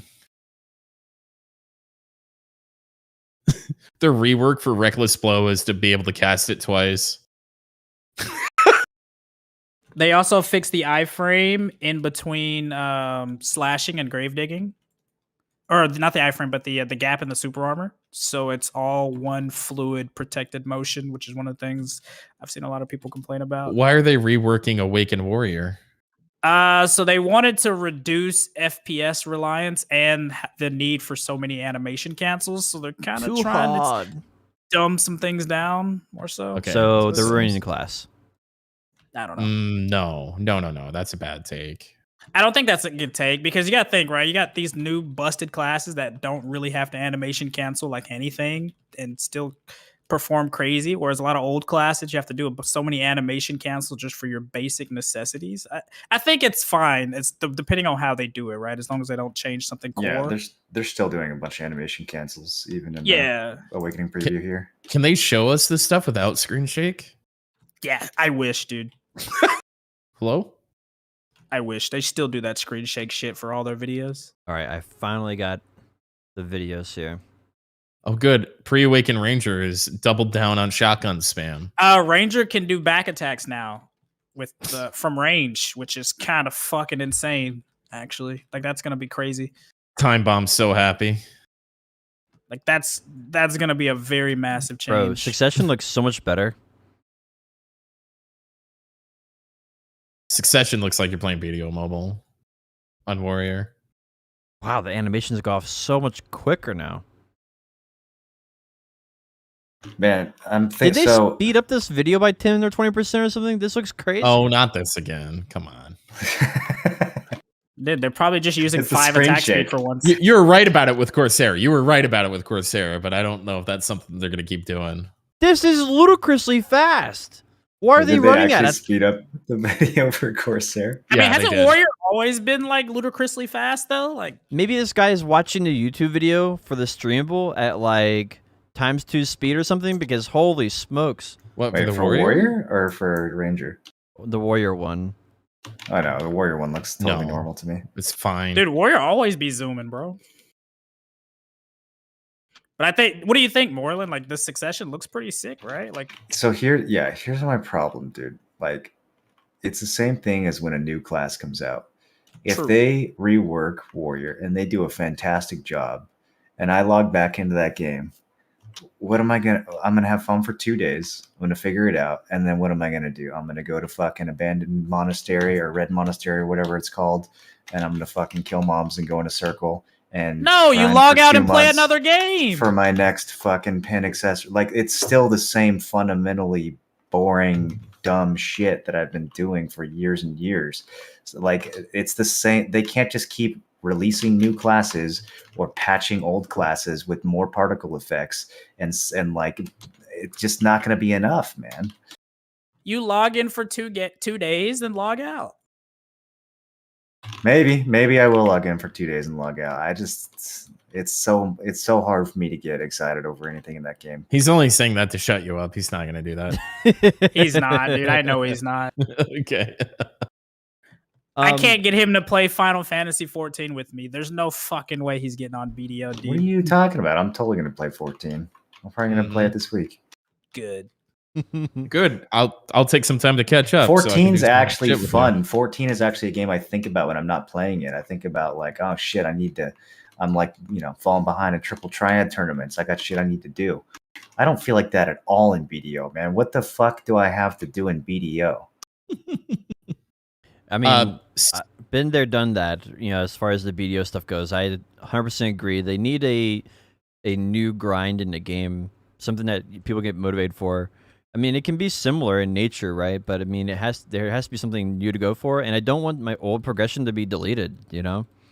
Like So I agree as well. So I finally got around to doing the dungeon that they added.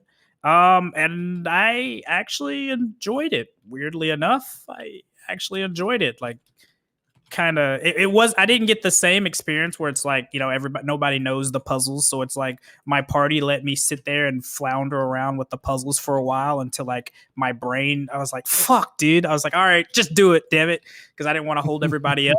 But like, it was pretty fun, dude, and like, I enjoyed it. And the boss had these like pretty sick mechanics. And it's something that I didn't really like. I haven't experienced in BDO before, so it's like the rewards were, the rewards were kind of. I didn't get crazy good rewards, but like I enjoyed it. So it's like it kind of gave me a little bit of confidence in that I will enjoy the second dungeon that comes out as well, as long as I don't have to wait 2 months to receive it like the last one did. Good for you. Would you say the dungeon is something everybody would enjoy doing one time or multiple times, or how much can someone do the same dungeon and enjoy it? I mean, I personally feel that I could enjoy doing it multiple times. It's more so that they follow that old freaking shit where like you can only run the dungeon twice a week, and you have to do it on 2 separate characters for each run. So there is that like limitation there of like not being spammable. But like I see it more so for like the long-term picture where it's like, okay, you hop on one time throughout like in the week, and then like you and your static group of homies shoot the shit in Discord, and you run the 4 dungeons in like the span of like 3 hours, and then you go do something else. Like I think that's a good thing, or at So least start that's from something that Shadow they're Arena. working towards. I like it. I don't know. I actually enjoyed it, which is something that I haven't been able to say about a lot of the activities that they've added in a long time. But I actually enjoyed the dungeon, which was pretty fun. And like the boss, the boss has these pretty crazy, pretty cool mechanics. I don't want to like spoil it, but Oh, you can definitely spoil it. I don't think. Spoiler. oh, so you don't care? Okay, so when you get into the boss, right? There's like 2 bosses that are spawning, and you have to split them away from each other, and you have to get their HP to 50% around the same time. So that part right there, that isn't very intuitive. But once that happened, they end up merging together, and then you kind of just tank and smack the boss. Well, after his health reaches a certain threshold, these like color spirits start spawning, and you have to tether yourself to these different spirits and take them to the corresponding matching pylons, which sounds kind of weird trying to explain it and trying to visualize it, but it was actually pretty fun and hectic actually. And then the final boss, when you're doing the final push for it, he does this mechanic where he like spews out this lava that stays where it places it. So you have to like be smart about where you're pulling him, because otherwise the entire room will fill with lava and you'll all die. I mean, it was pretty. I enjoyed it, dude. Okay, fuck it, dude. I'll say I actually enjoyed something in BDO for the first time in a while. Damn it, and it was actually pretty fun. Weirdly enough, so it's how like, do we mute him? I don't know. Dude, you're out of here. That's Fuck you, Tim. Out. So yeah, I don't know. So it kind of made me a little like looking forward to the second dungeon coming out, so that I can get that experience of like, whoa, like actually being able to figure out the puzzles day one with everybody else, as long as Korea doesn't get it 2 months before us like they did last time, which they probably will. Yeah. Well, you only get the last one. The last one's the only one that's coming out at the same time, right? So I want Yeah, that's to what you know what said. lessons they learned from the first dungeon, and like what lessons they've learned from like looking at New World and Bless Unleashed, and like see if they take any of those lessons and apply them to the Water Dungeon. I kind of assume the Water Dungeon is mostly complete already, right? But I think they might be able to take some, like I want to know about the loot. If they do, because I think they're going to probably change the loot a little bit in the next one. And I think that's going to be the main driver. Is they're going to see Bless Unleashed do this, New World do it, and I think there might be a little bit of loot in there to entice people to go into that next dungeon. Yeah, I mean, the way I see it, it's probably going to get. I mean, you would think that as the dungeon difficulty goes up and up with each one, like they said it would, that the rewards would get better. And the first one's pretty cool because when you do it the first time, you're guaranteed to get like 100 stack and like the new Disto equivalent earrings, which are like max price on the marketplace. I mean, it's pretty fun. I mean, it's pretty cool, I guess, right? And then after that, like you get these RNG reward boxes. You trade 20k agris for your clear.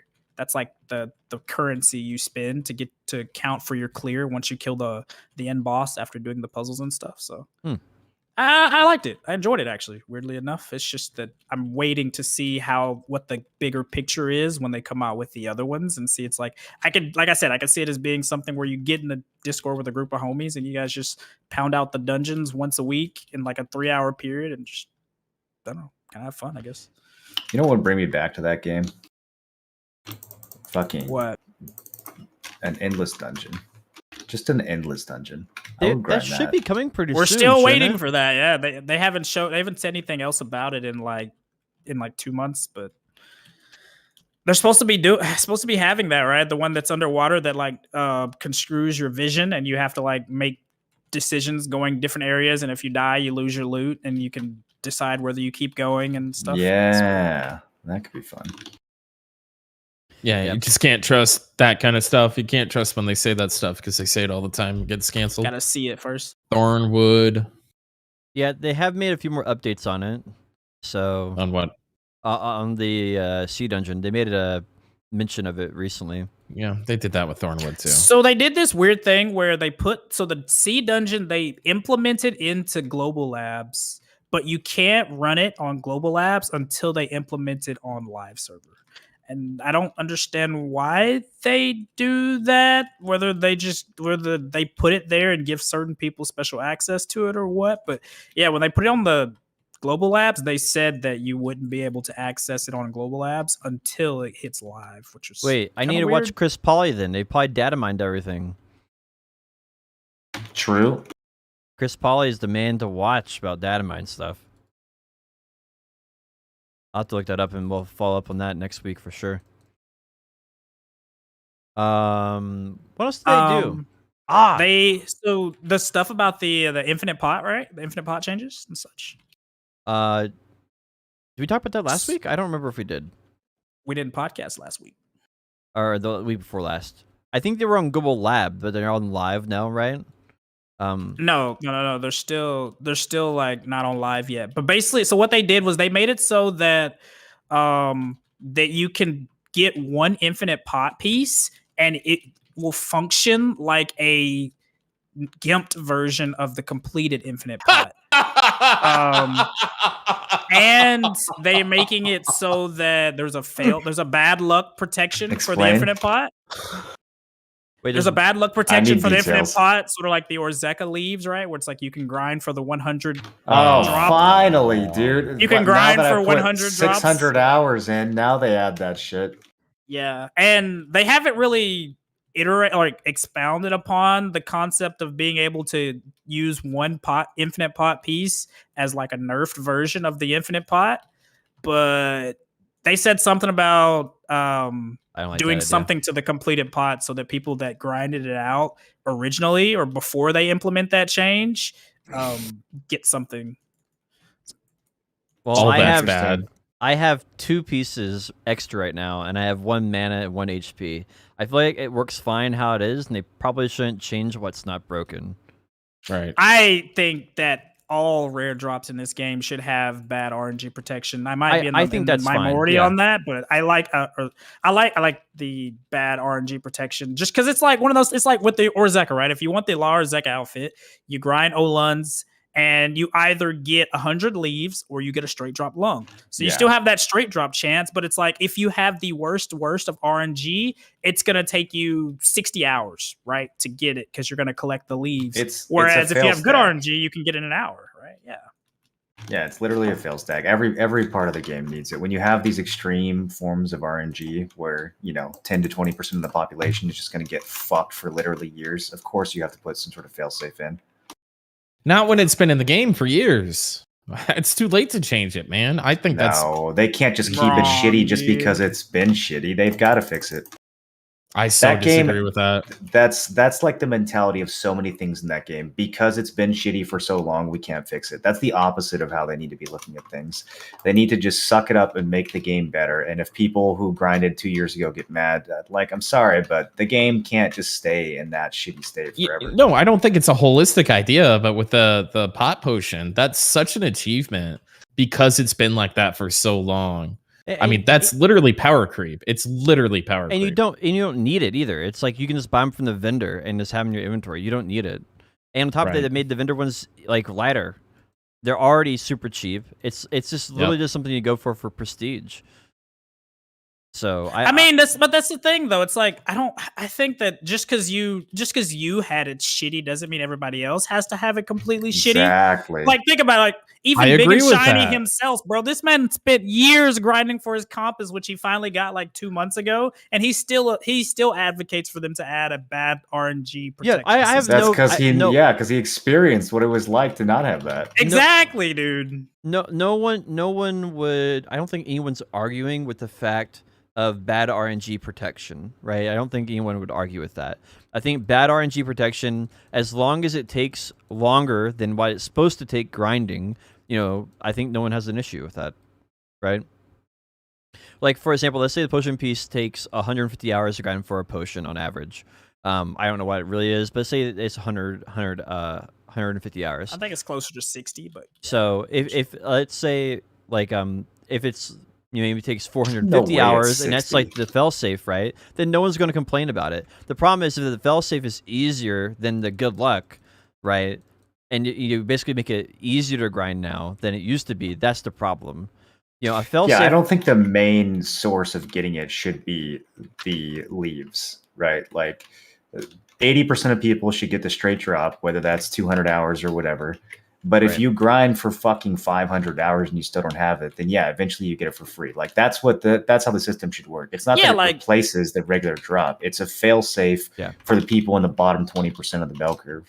Like obviously they're going to have to get to this point where they find out like a sweet spot, right? Like we're not saying that you should be able to grind for the infinite pot for 20 hours and get it, but it's like if they structure the drop rate for the individual like fragments to make the pot piece to the point where it's like, okay, you average 1 per hour. Like I think just having a light at the end of the tunnel so you know that, okay, if I have the absolute worst luck, I'm still going to get it within 120 hours for that piece. I think that's a really good thing, dude. It's so irrelevant, though, and it's something that a lot of people have spent a lot of time on, and that I don't think they should change it. It's been like this forever. I don't think it's irrelevant, though. Like, being able to keep your potion at 99% forever is a huge increase to tankiness, no matter, like, but you I would say over increasing your DP. You can do that without the infinite potion, though.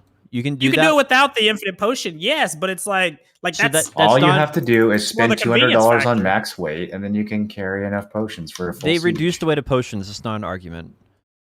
They reduced the weight of potions. No, it's not an argument. It's definitely an argument. When did they reduce the weight of potions? They cut it in half like 3 weeks ago, I think. Or something. Yeah, you can carry a whole bunch of them. Okay, so you only have to spend $100 instead of $200 on weight, and now you're competitive. You don't need the infinite pot.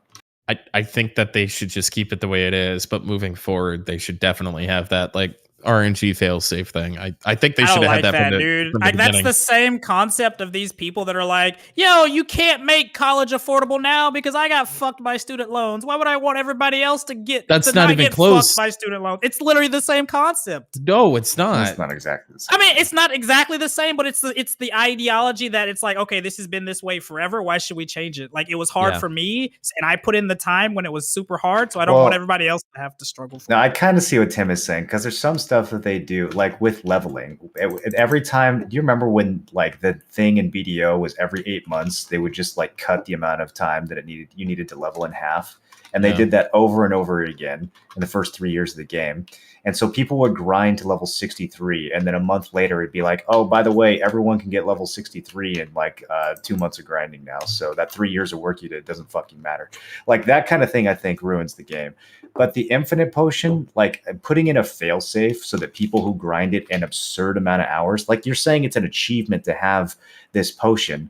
If you got it in 200 hours and someone else is grinding for 400 hours and they don't have it, that's not an achievement. Like the person put in twice as much work as you. Eventually there needs to be a mechanic that just gives them the fucking item. Like, in regards to their colossally We're just bad saying RNG. there needs to be a light at the end of the tunnel. Whether that light, they could fucking make it 500 hours. Something where it's like, it doesn't even, like, you're never going to get the pot by completing the 100 points or the 100 There's allowed to be something. But there needs to be a light at the end of the tunnel, bro. There's allowed to be something that's hard to get, inachievable, right? And it's not something. It's not like you can't have potions because of this. Yeah, it's a but dude, luxury item. that ideology is the same reason they implement stupid shit like the T10 horse, where you could literally click once every 2 weeks with a 3% success rate and click on it for 3 years and never get it just because you have bad RNG. It's the same concept. No. What do you mean? But because listen, Kerr, calm down, deep breath. I'm so confused, bro. Like, I I'm feel like baffled. because they've stopped doing this. Hold on, Potion. They stopped doing it, right? All these new costumes, all the new grinding things have the fail save. And so just let this one thing be like this one outlaying thing and just never do it again. There's literally only one item that has a fail safe. It's the Orzeka. And the flame. No, the other stuff, the flame has it. They've been adding failsafes for all the new, Omega drops. Well, the Orzeka and the flame, yes. But like the compass, the map, the potion, all this stuff, nothing else. Those are coming. Those are coming. The failsafes are coming. I agree. I agree that they shouldn't give it to some. Like, you shouldn't be given something for not working for it. I agree. But what I'm saying is that there needs to be a failsafe so that the guy is spending the, like Morris said, the 20% that's spending 500 plus hours on something that on average should only take you 100 hours. Don't just get absolutely railed. Even if you make it twice as rough. Moving forward, I completely agree with you. Retroactively, I disagree. Because even people like Joe and Kugels and all these people that have put in years of grinding and they didn't give up. They got it. And it's a worthless item to get that fucking map. It doesn't matter anymore. It doesn't matter. They're never going to use it. Or if they do, it's once in a while. It doesn't matter. They did it to do it. And so if you give people a failsafe to get that, that's fucked. That's fucked. Moving forward, set it up the way where they can have a failsafe, and they have been doing that. But doing it retroactively is a spit in the face to some of the hardest grinders in this game. No, and they not should true. absolutely. They don't. If you didn't get it, you don't deserve it. Dude. I want to explain, because you guys are talking about you guys are talking about two different issues and talking past each other. So I want to basically like make this obvious. A failsafe does not make the grind easier. A proper failsafe makes it where exactly. Yeah, it does not make the grind easier. It does not make a proper failsafe does not make it easier. It protects against extreme bad RNG, because if you have a 100-hour grind, preach. If you have a 100-hour grind, wrong. Let me finish. Wrong. If you have a timeline where potion is the voice of reason. If you have a 100-hour grind, one person will be a 10,000-hour grind to get the item, and that's fucked. That is not reasonable. That's not good game design. That's not fun. Tim Allen has been out there for 10,000 hours. He still hasn't got it. There should be a failsafe against that. Someone else goes there. They get it in 1 hour. All right. And so that is and your logic is, well, because the person you got in the person who's been 10,000 hours doesn't deserve it, because the guy who got it in 1 hour he's just belt different. All right, and it's such a bad logic, bro. They didn't lie to you about what it was going to be. You know it's going to be a grind going into it. You know that. And just like years later, they're like, "Oh, sorry, Tim, you know what? Let's put this in. So if you put in your 100 hours, you can have this item." You know what? You're right. That's literally. You're communism. Right, Tim. You're right. You failed 60 times on Tet Blackstar, and you should have failed 60 times because you're just built different. All right, and they should never have any type of failsafe for your bad RNG or anyone else's bad RNG on the other side of the spectrum. Well, they should have made him click his black star on 0 fail stacks, and they shouldn't have ever let the stack go up the more he failed. I don't know, bro. Then he like, would. that's It's just... dude. Fail stacks are soft. Fail stacks But- are for Care Bears. But if I knew True. that going into the entire thing, then I would have known it, right? It is what it is. You did know it. decide He told you in what the video- RNG I did. chance of it was. I was mad about it because I got fucked on RNG. I was at the bottom of the bell curve, but I did what I had to do to work around it because that's how it is. Yeah, you And quit the game. Oh, they should. I did not quit the game because of my Tet Blackstar. Yeah, That's you- specious and toxic, and you know it. True. I didn't Couldn't- go couldn't get crying Tet about my Blackstar. Tet Blackstar. Couldn't get Tet because Blackstar, I so you got it on the quit. back end. I True. was successful elsewhere. I one-tapped my Pride Duo and Try Dead God, and I was extremely happy about that, where I was upset about my Tet. This is a specious argument. It doesn't make sense. I didn't grind for the map or the compass or the potion piece because there was no failsafe, and I didn't want to get involved in that. It didn't seem worth it for being on the bottom of that bell curve. But all the people that did and spent years doing it For Tet deserve to Blackstar? have that. And we're not talking Yeah, about and Tet Blackstar. they're gonna get like a That's- title or that's irrelevant. something. Yeah, they're gonna give him a title, dude. It'll be fine. I don't know. I don't dude. think it should be just don't want- retroactive. I I just don't don't think it like should be the retroactive. idea that you shouldn't go back and change things just because that's the way they've been. I just don't think it should be retroactive, especially with items that. Because Okay, it's so like, the dude, potion we piece shit on isn't them for not irrelevant. fixing shit and changing shit, but then when they fix it, we can't like have. Now, we can't. I thought the complain, potion right? piece grind was always great. I always thought that was a really cool thing. Like, hey, when all else fucking bores you, or if you're new to the game, somebody who's new to the game, one of the first things I'd recommend is go grind out the potion piece. It'll put you ahead as far as your effective health, and it'll be decent per hour while you're doing it, and you'll get an affinity for the game and the grind. And if you burn out during that, you're probably going to be fucked through the whole thing. I thought the way they developed and designed the potion piece specifically is a good idea. All right. Even though it is and can be punishing, so is BDO. Now I'm going to take Tim's argument. Now that everything's right on the podcast and everybody has Hold on, this, the correct mood, first. I'm going to take Tim's side on the argument. I want to explain Tim's side. All right, the way they're implementing this Yeah, this is going to your head, failsafe isn't it? is completely terrible. It should not be leaf drops. It should be behind the scenes. After you've spent like 500 hours, they should give you like a 5% chance of dropping it higher or something. And that would be a much better way of it happening because Oh. then you still spent the time of putting it in. This leaf system makes it easier for new people, which is far worse. Because it should not be easier for new people to do it. It should just be a fail-safe for people who are spending a lot of time in the game.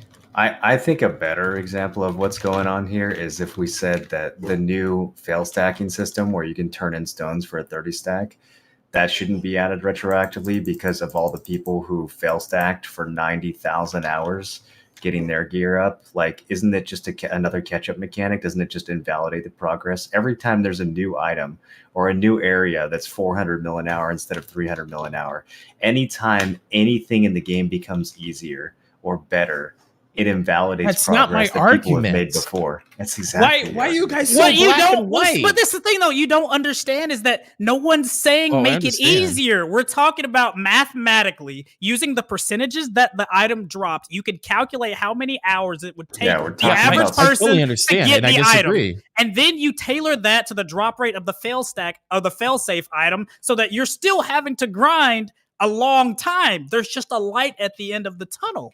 So Tim, Don't- you think that some percentage of people, no matter how much effort they put in, if they grind for the potion piece every day for years and years, and they don't get it, then they should just get fucked. Otherwise, the that's- item is literally That's free. an interesting thing. But it's Yeah, not literally no. free. You're still putting in hundreds of hours. There it's should not be free. That is free. Time is free, especially with these people, right? Especially Time with is MMO literally players. the only thing in this world that you have a finite amount of. What do you mean it's free?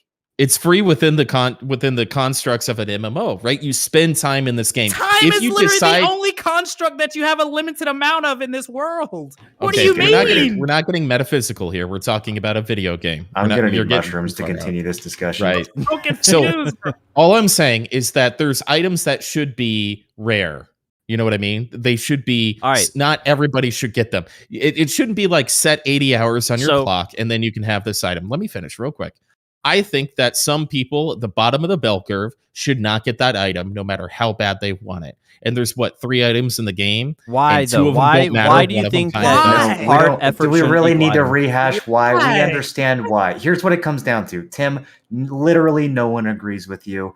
We've all said our piece. don't It's care. fine. Let's move on to something else now. That's fair. I would like to talk about the skins sometime.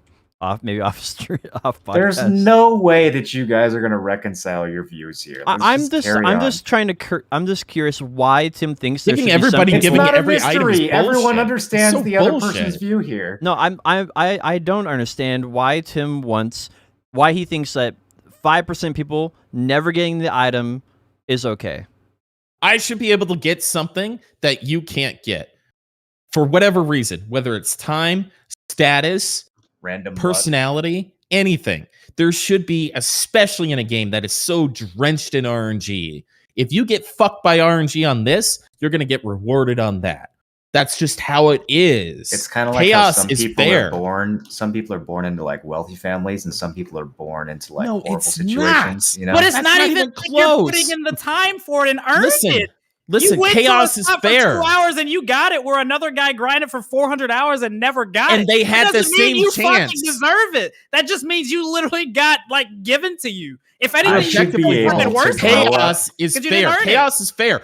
I have the same chance of getting it that you do, as far as we know. I right? had the same chance of being raised in Malibu as everyone else who, Why are you had to guys live making in these You're like literally the Tasmania. reason. You're really the reason that people have this like bullshit perpetual idea that the American dream is actually real and alive when it's not. Whoa, what? sort of the same I'm talking about a concept, bro. video game. Holy shit.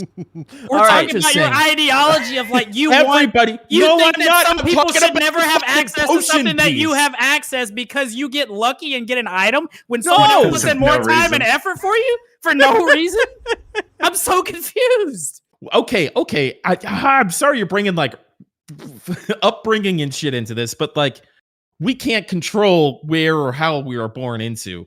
But what there is a finite chance of is when you and I log on to BDO and we grind for a potion piece, we have exactly the same chance of getting it as everybody else. No, that's not true. Yes, it literally is. No. There is a finite drop rate, okay? No, finite. Whether you use loot scrolls or whatever. A percentage odds, right? There's a percentage chance that you get born into a wealthy family. There's also a percentage chance that you don't I'm get not born into a talking wealthy about family. that. I'm not talking about that. And I'm leaving in that BDO, entire there's a thing out. percentage chance you grind for the first hour and you get the potion piece, and there's a chance you grind for 2,000 hours and you don't get one. Because potion, there is a finite drop rate that everybody abides by. You can get extremely lucky and get it in the first hour. You can get normally lucky and get it when you're supposed to, and you can be the bottom of the bell curve. But it's all finite. It's all written into the code of the game. There's Everybody no who logs finite on about it. has the same chance, and if you get fucked, that's the hand that you're dealt, and that's that. Yeah, It's but that's a fucking video random game. that's a random number in a computer. So I just get Fair. by a random It's- number in a It's computer. the definition of fair. It's the definition of fair. That's not fair at all. What's fair about No, you? it's What's literally the fair about me definition. one tapping my pin dandy and you taking 100 attempts? That's fair. We have the same chance. All right. How about of it this? How about this? How succeeding. about this? You give me $1,000, I give you $0. That's fair. There's no. That's fair. not. That's specious. That's fair. What? What are you even talking about? You're not even on the same plane of what I'm talking about. When we log on, every mob you kill, you have 0.0075% chance of getting the item, right? That's what No. you have. Well, okay, so technically, if fatalism is true and everything that happens must have happened, that means that your potion piece drop was predetermined before you even installed the game. So in that sense, everyone God. doesn't actually have the same chance of getting the item. Some I people like are this. predestined. Some people are predestined by the universe or fate or whatever you want to call This it. who have isn't never gotten a metaphysical. potion piece. Stop trying to make No this matter what they do. metaphysical. This is why you This don't isn't have the potion. metaphysical. I'm not being metaphysical. I'm being This very, Yes, very that your practical here. definition of being metaphysical. When I you don't think so. every mob you kill, you have 0.0075 or whatever it is percent chance to get it. Still wrong. Everybody does. That's it. And That's it. this is why you don't have the map. Or the compass? I actually have 2 out of the 4 pieces of the map. Well, you I don't just have it didn't though. want to grind. That's not the complete map. I've never grind. The only reason I have it is because those were the places to grind when I was grinding. Well, because you weren't destined to get it.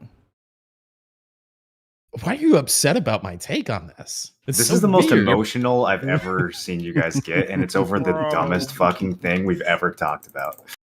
It's amazing, honestly. Bro, I it's love how know. loaded this is.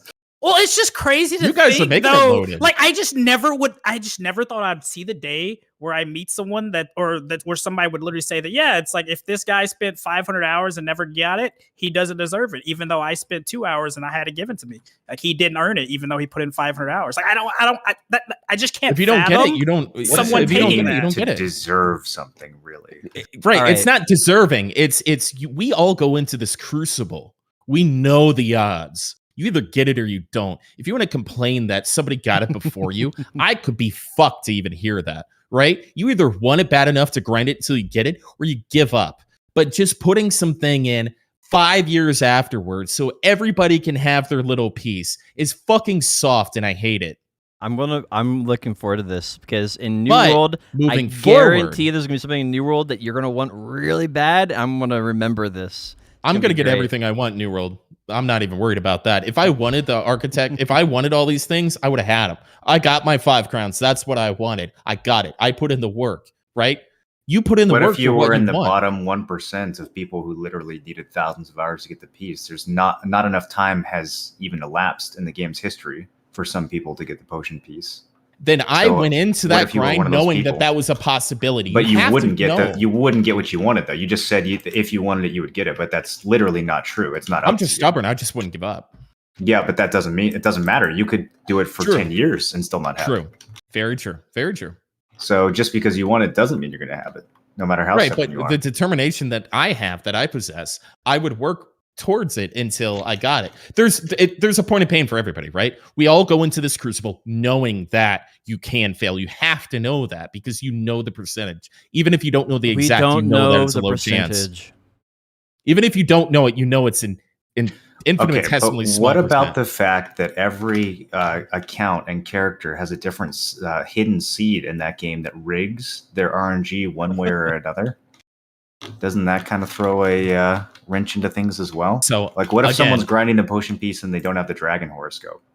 I just don't think it should be retroactive. I think moving forward, having a failsafe is an excellent idea, but it being retroactive ruins the crucible that so many people went in and achieved after years and years of. Okay, I thought we were arguing about tribulation. the failsafe, but we're actually arguing about it being retroactive.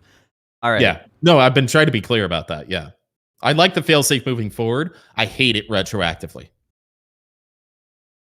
It's been too much. 5 years. People have been grinding for 5 years. potion's not been out for and just 5 be like, years. "Oh, here you go. Potion's not been out for 5 years. What, 2.5, 3? Got you there. Still too much. 6 months? I have the potion. Whoops, and I'm we not should have mad added about this. it. I feel like this is a weird argument because you're philosophically against it without actually putting in an effort to get the potion. Well, I decided it wasn't worth the time for me because I could have been on the bottom of that bell curve. And I did not want to be a Kugels or a Joe or whoever else has been out there grinding it for years. I didn't want to be that. It wasn't worth it. The worst case scenario, it wasn't worth it for me. So I never put in the work. And I didn't have enough control over it. I didn't have enough control over.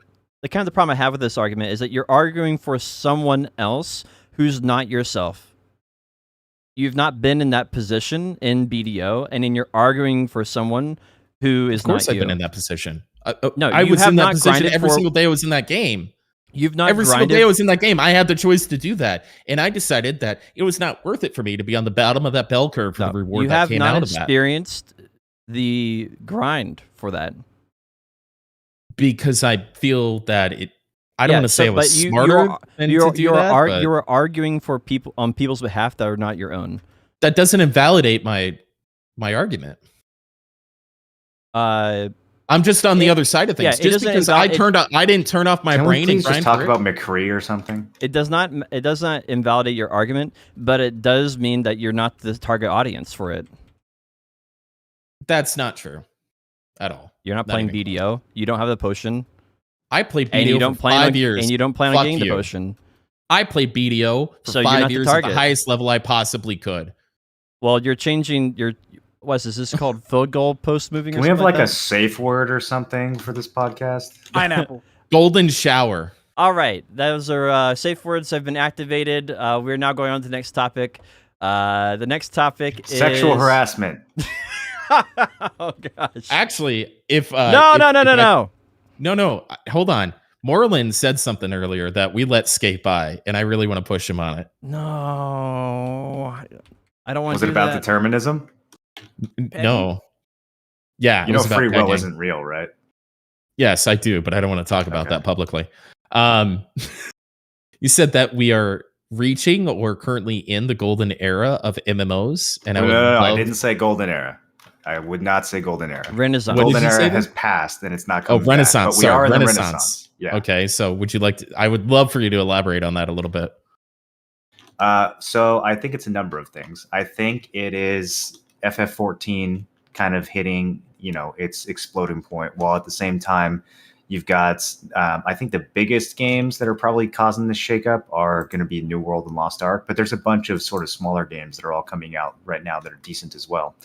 And I think that is basically lighting a fire underneath a bunch of devs who have been kind of uninspired or lazy or complacent or whatever it is.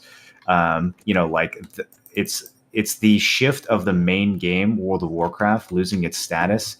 When something like that happens, that kind of shakeup happens, it's going to open the door for like new games to actually come in and fight for that.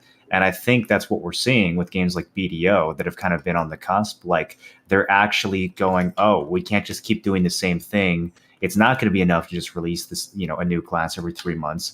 If we want to compete with these new games that are coming out, then we are, actually going to have to start being creative and innovative in a way that we haven't been for the past several years.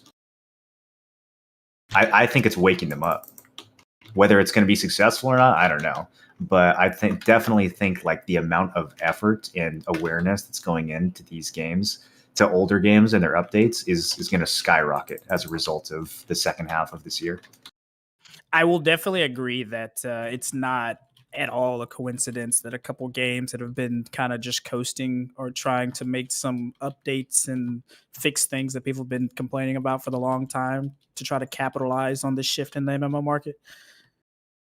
Well, because all the competition has been old, right? Like it's been everyone versus, a game from 2005. And so compared to that, things felt innovative. Like a game that came out in 2016 is very new compared to all the other games that are dominating in this genre. But now that's finally changing. We actually have games in current year that are viable and competitive. And so I think that's going to make, the games from 5 years ago actually go, or even 8 years ago or 10 years ago, start to go, holy shit, like, what are we going to do? How are we going to keep up with that? So you think it's finally shifting? You think this is the first time because of 14 and Asmongold moving over and blowing up attention towards that game, that this is the first time since WoW that we've had an opportunity to move away from that game? Kind of. I think that I think that you have these games that come out, and this happens with every MMO, where it launches and it has maybe like 2 really good years where it's still kind of in that new game phase and the devs are still being creative and they're still like solving problems. And then these games seem to enter like a weird maintenance mode where all the creativity is gone and everything becomes very stale and repetitive. And I don't know what that is. I don't know if it's people moving on to other projects, but this seems to happen with like every fucking MMO.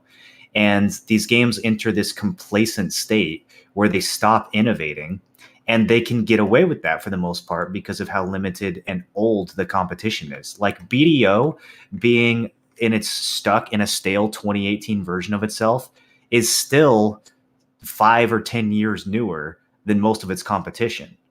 But with actual new competition coming out, 2018 is starting to actually feel like stale in 2018 rather than something that's still like new and cutting edge. You know what I mean? Yeah, it makes sense. I think we've been in this position a couple times before, personally. What games do you think made it happen in the past? Oh, that's a good question. Man, I think Rift and Wildstar got pretty close. because they were palatable. They were designed to be palatable for World of Warcraft players to like move off, but they came out at the wrong time. I think if WildStar specifically, and I know I have an affinity for that game, but if it was re-released like maybe 5 years ago, 3 years ago, would have done way better than if they released like right before Wrath of the Lich King for WoW came out. So trying to kill WoW when it was in its heyday before anybody really knew it was in its heyday, like failed. But I think it's more markedly. I think what I agree with you, Moreland, but I was interested in hearing why. I think some of these indie games and MMOs and kind of these fringe things that have come out have created enough inspiration for some of the less creative people to be able to put things into a new AAA MMO, like we see a New World in the examples that you gave, for there to be real potential and threat. Also, World of Warcraft, we finally understand that every time you give them money, you're just going to fail. You're just burning your money. Yeah, it is kind of interesting. There's two different sides of this. In the past, we've had good games that came out, and they weren't as good as like New World and Blessed Unleashed were, or are, right? And then we also had but we never had a time in the past where we had the top MMO at the time basically fall on its face and its players just disperse everywhere. And it's the first time it's happened. And World of Warcraft has been the unspoken king of the MMO genre for what is it, a decade and a half or something like that. And so now that throne is up for the grabs, and on top of that, we have good new MMOs coming out, which also typically don't happen every year. So it's two really interesting factors and one of them is definitely never happened before, which is World of Warcraft. Like, I don't know, what was the big MMO before World of Warcraft? I don't even know. So, like, it's been at least 15 years since something big like this happened. Well, it was a pretty even split between EverQuest and Ultima Online. EverQuest was technically the biggest game. It was EverQuest. But, yeah, and WoW, in a lot of ways, is really just EverQuest, a sequel to EverQuest. It's essentially the exact same game, just, with a lot of new features added. But, that's really the last time. And before World of Warcraft, it wasn't like, EverQuest was dominant, but it wasn't like super dominant. All the other MMOs had a pretty big slice of the pie. I think EQ might have had 20% of the market share, but it wasn't like WoW that had 10 million players when there were games struggling to get 200,000. Back then, it was like every game had between 100 and 300,000 players, and everyone had the submodel, and like the competitive playing field was a lot more even. WoW came out and just fucking destroyed everybody, right? And then it had two really good expansions, and it kind of just rode that success for years and years. And I think its loss of momentum after Wrath is finally catching up to it now. FF14 has been, using all that time to build up and get to the point where it's at now, and just became like the absolute like sleeper theme park game. But then on top of that, you have all these games. I disagree with that. I think 14's always been there, man. So I think you're stuck in the perception of your reality a little too much there. I think 14 has always been what it's been, or at least for the last couple of years. No chance. In the last few years, sure. But I'm saying, like, it took a while to ramp up. A Realm Reborn was not a good game. Like, I played through it. It's like, it's solid for what it is, but I wouldn't be playing that game if I didn't have Heaven's Word to look forward to. Right. So A Realm Reborn was a market change and a great improvement over the original 14. Yeah, and still not that good. And still not that good, but it was, much like we're seeing today, a really good basis for a game that could be iterated upon. And it has been, and it's been good for years. And there's been a lot of people out there playing it because it's been good for years. And so I was a little interested. You made a good argument for the Renaissance thing, because I was worried that maybe you were just a little too hyped about, maybe caught up in the 14 hype kind of thing. But I don't think 14 is the cause of the Renaissance at all. I think it's the fall of WoW. Yeah. Yeah. And it's the fall of WoW, and 14 being there to be the stand. Like, if 14 didn't exist and WoW collapsed the way that it's currently collapsing, then I don't know, dude. I kind of feel like they would just come up with a new expansion a year from now and everyone would go right back to WoW. But the fact that FF14 is so similar to WoW, and it's there to like really say like, okay, now we're the number one, that's a different thing than if WoW had just failed on it. Because WoW kind of fails on its own every fucking expansion, but it doesn't matter. The game never dies. People just keep going back and buying the next expansion anyways. I think this is the first time where WoW dies and it stays dead. Yeah, I obviously there'll be a resurgence with like I the hope new so. players coming out, right? Like with a new update, there'll definitely be something new. But with some players going back, but I don't think it's going to be the same, right? Like we've seen, I think, I don't know, probably what do you say, 50% of players quit, if not more, and I don't think they're going to get those back. I think they're going to get like maybe 20% of those back that they lost.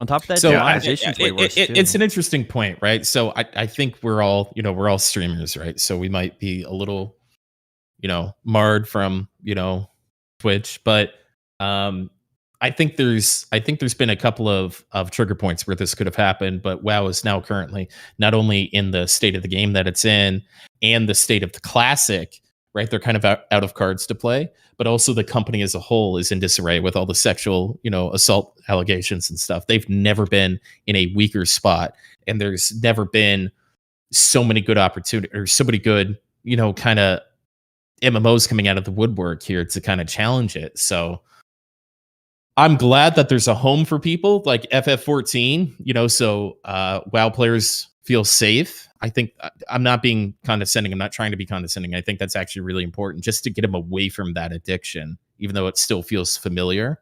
But hopefully it teaches them that, you can branch out, find other stuff, try other things. 14 is the game that shows all the other game companies that it can be done, that you can beat WoW with a smaller budget and a more devoted team and like just better practices. 14 is the game that showed everyone it can be done. No matter who's at the top, someone else can topple them. It can be done now. For years and years, no matter how bad WoW got, we were like, it just can't die. Like, no, you just can't do it. And now we know for a fact that you can. And so that's the first thing that's lighting the fire. But the second thing is that for the first time in maybe 5 years, good new MMOs actually are coming out. Nothing good has come out since BDO. Like there's been games that have come out and been fun for 2 months and then faded away, but there really hasn't been that many good MMOs in the last 5 or even 10 years. And now not only are we showing that WoW can be beaten, at the same time that that's happening, the contenders for who's going to be sticking around in the future are unclear. It might not be 14. 14's kind of old now. And like, we've got Lost Ark, which is crushing it over in other regions and coming to NA soon. We've got New World, which is a bunch of potential that may or may not be realized, but like everything is so unknown right now. And I think that really is going to shock a lot of these developers into waking up and thinking like, okay, I can't just add the 35th class to BDO. I need to actually figure out how to make the game good. Yeah. I think that's a very strong point.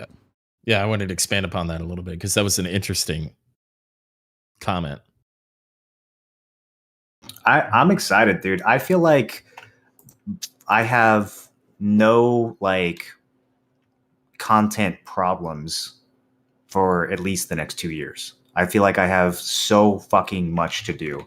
And it is completely the opposite of how I felt 6 months ago. 6 months ago, I was just like, God, I'm so fucking tired of BDO. I wish there was something else to do. When is a new game going to come out? Every time I would get like a short vacation from BDO, whether it was like Valheim or Dark Souls Remastered or whatever, like I was so happy just to take a break and do something else. And then I felt like I was stuck going right back to the same place because there was no alternatives. And I feel like no matter what happens with New World or Lost Ark or whatever, there's so many legit alternatives right now and so much actual competition and freshness coming into this genre. It's the best looking that the MMO genre has been in at least 5 years, maybe 10. Yeah, I gotta say, like, I was very surprised by Blessed Unleashed. I did not expect to play it as much as I have, and now we're getting closer to 300 hours put into the game. Jesus.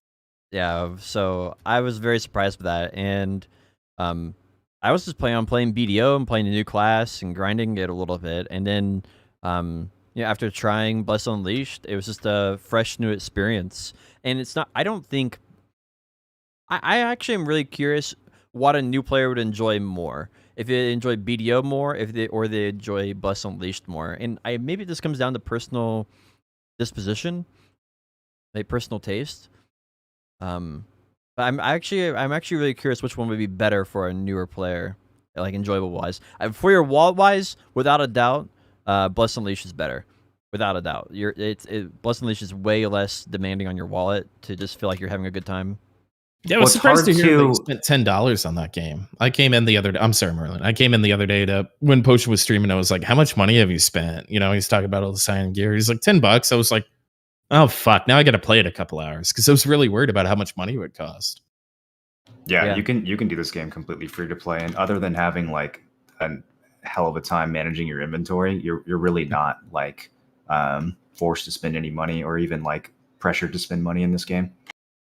Okay. But I mean, I think one of the interesting things about comparing Bless and BDO is that it actually is really hard to put the games side by side. Like people keep saying, "How is this game compared to BDO?" And I'm like, man, I don't really know how to answer that question. The games are really doing their own thing.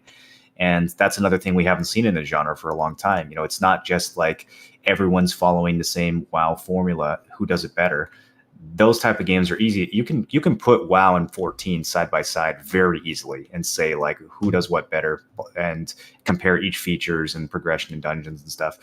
Trying to compare something like Bless and BDO, much harder to do. Comparing BDO and New World, very hard to do. Comparing Lost Ark with New World, like that, you can't really put the games side by side. They're actually innovating. Like these people are actually doing their own thing for once instead of just copying the formula. Competition is really nice because when there's very healthy competition, the consumer wins, right? Because the people are pushed to make changes and do things that they need to kind of, or at least they kind of feel as if there's a fire under them to stay competitive, which is something that BDO hasn't had for a very long time and is like getting finally.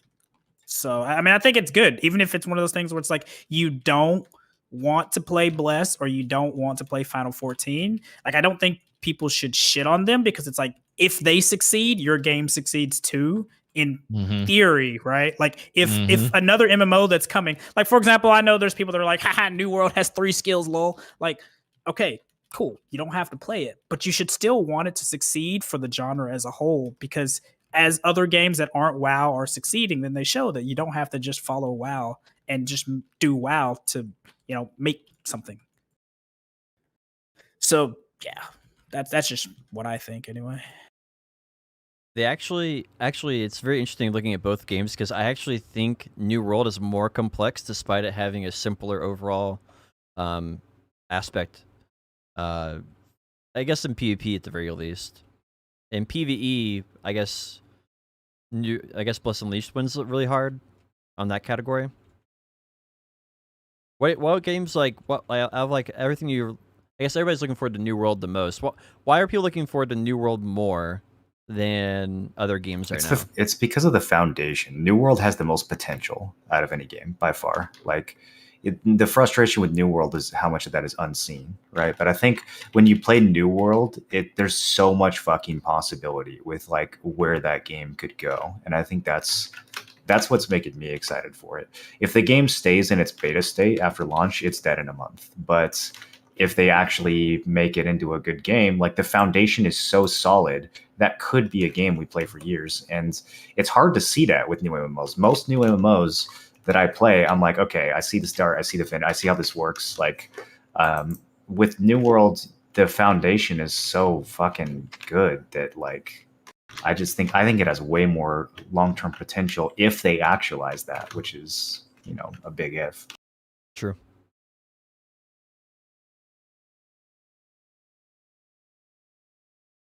Well, what do we want to move on to now? Do we want to jump into more BDO? We didn't quite cover all of it. Yeah, I want to get back into the potion piece, and so people can get a better idea of my worldviews through. Oh, so wait, so Tim, I wanted your opinion on actually a Node War / Siege change that BDO talked about. Yeah, sure. So basically, there's this. So you know how they added the really good rewards for like Siege and stuff, the silver and blah blah blah blah blah. Well, so there's been people that have been making alliances to like purposefully like stalemate it, liberate it, right? So like everybody The just T1 gets, guilds, yeah. the payment. So they're implementing a system that makes it so that instead of a node stalemating, it'll now be decided by a point system, by depending on like how many kills your guild got, how much percentage of damage they did to other forts, and how much HP is left on your fort, instead of it stalemating. Right. So So that's what do you think about exclusive. that? So that's excluding people instead of including people.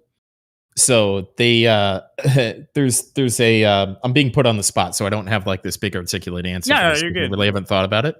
But just by putting in a point system and trying to exclude those people that have the gear to be able to participate is exactly the reason that we got into this predicament with BDO Siege in the first place. Is capitulating to the loudest criers is not the right answer. It almost never is, right? And so these people, these T1 guilds coming in just to shake things up and to show them that they can be here and participate, and then immediately being excluded because they're not playing by, the puppet master's rules is not a good thing. They should be allowed to be included. And if they want to beat the people that are, in their view, fucking up the scene, then they need to recruit and bring more people in and provide their own rewards to defeat that enemy, right? The tools are there for emergent content. What they're coming in and doing is ruining it with something like that. Is my initial reaction. Okay.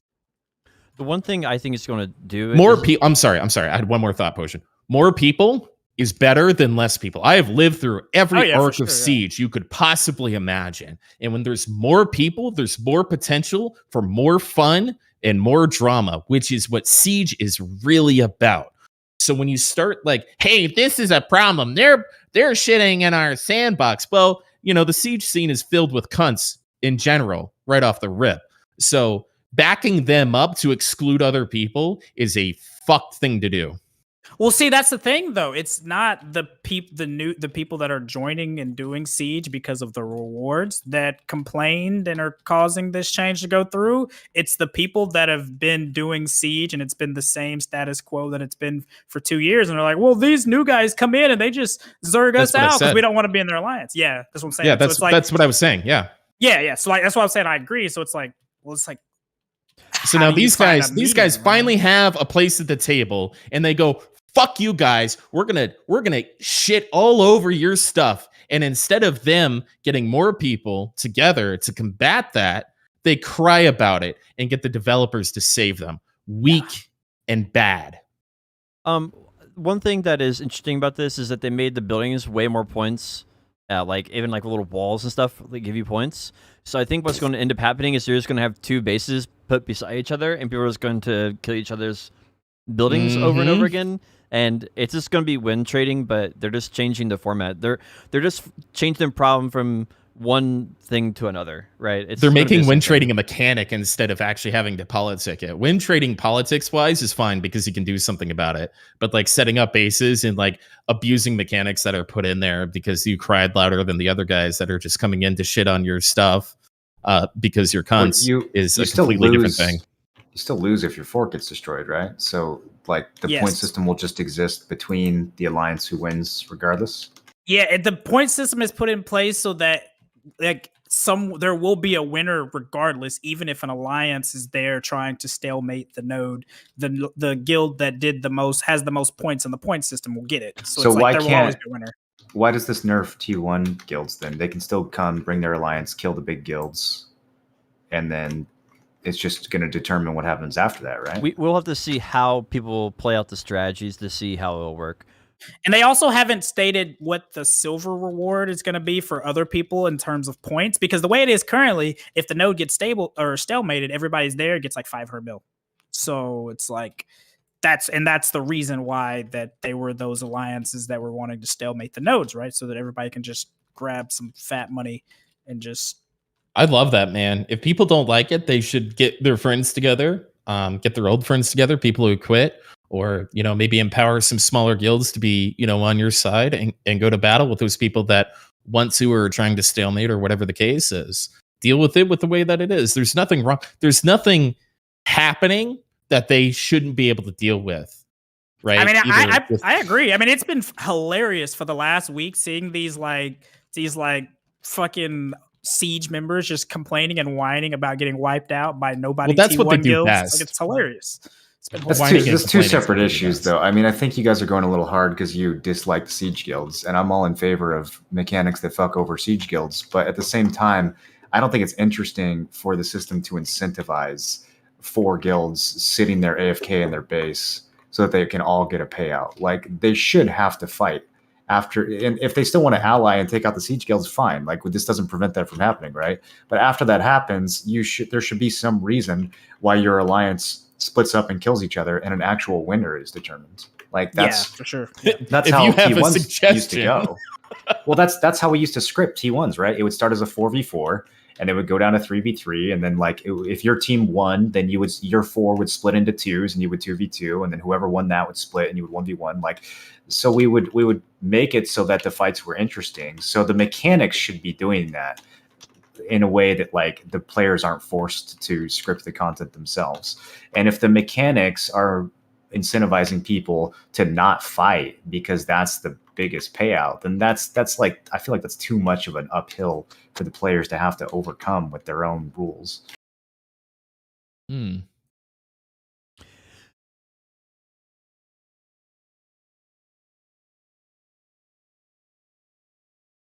Yeah, I don't know. I don't really give a fuck about Siege. I just wanted to see what Tim's thoughts, because Tim's doesn't the winning guild get like 3 billion per person or something like that? Isn't that what it's supposed to be? The problem is that it never was supposed to be about money. If it's all about getting money, then you've already failed your PvP system. And so that's kind of like the core issue here, is they're not really addressing, like, it should be like a prestige thing, right? It should be like a fame, like you're the best, like, you know, It's never been about that. Well, why do you get every crown, right? Because you wanted to go around and sing That's you have me. all the crowns. Nobody else cares about that. That's me. Oh, that is very, very specifically me. Why do people Nobody else join gives a Snake, shit though? about People that. want something to fight over, right? It's like territories in New World. Yeah. If you didn't get any benefit from owning a territory and all it did was put your name at the top of the zone, would it be as interesting? I mean, people would still do it, sure. But I think having the actual reward for winning PvP is definitely important. And I don't think that's ever something BDO has really done a good job of. The reward structure has always been fucking weird. Yeah, that's fair.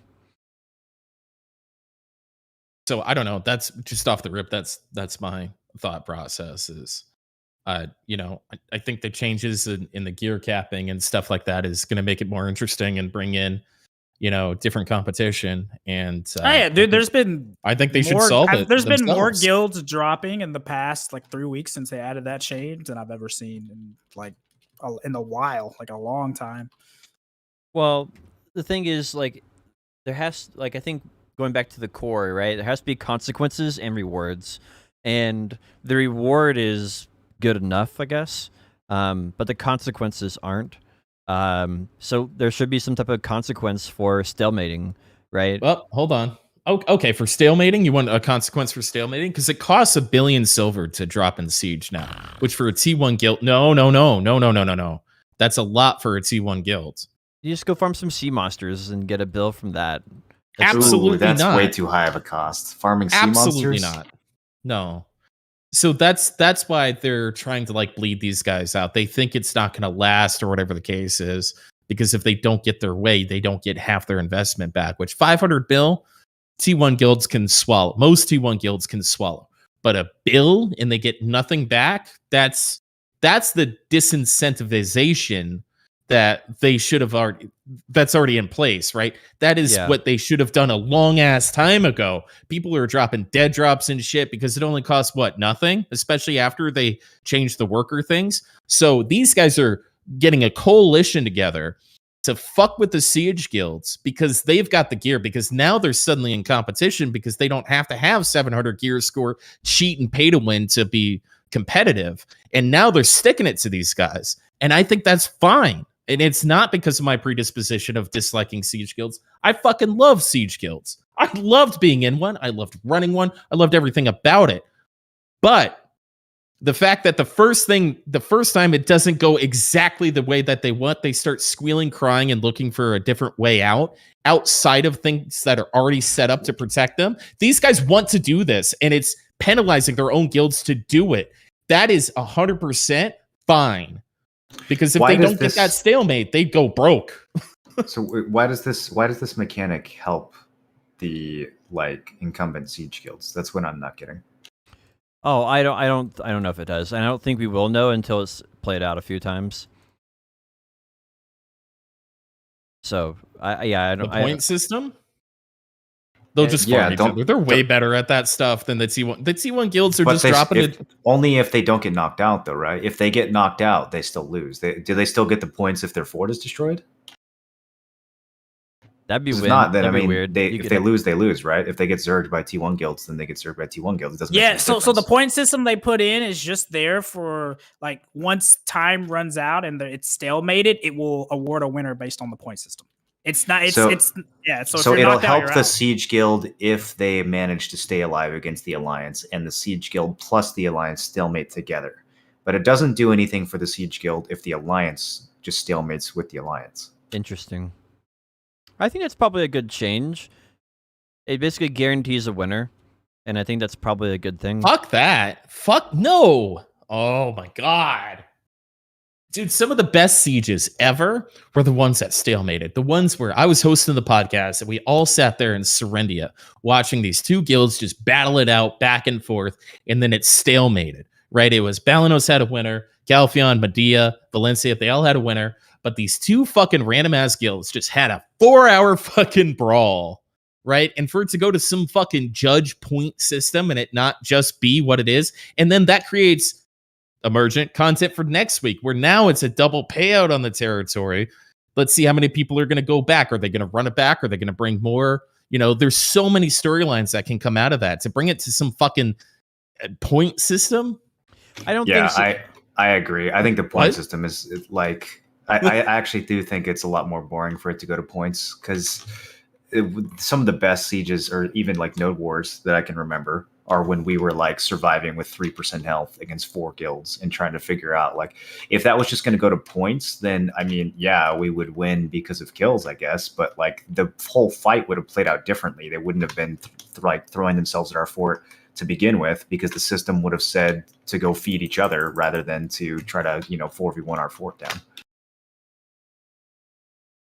Somebody in Kerr's chat just said Tim knows how many T1 guilds you're dropping, right? It's like tough shit. The T1 scene has been basically building itself up and trying Why to be is that a bad thing? nice to each other and supportive of each other, right? Mhm. And the siege scene has been shitting on each other and trying to kill the game as hard as they can. At some point, you got to reap what you sow, and Yeah. I think they deserve it.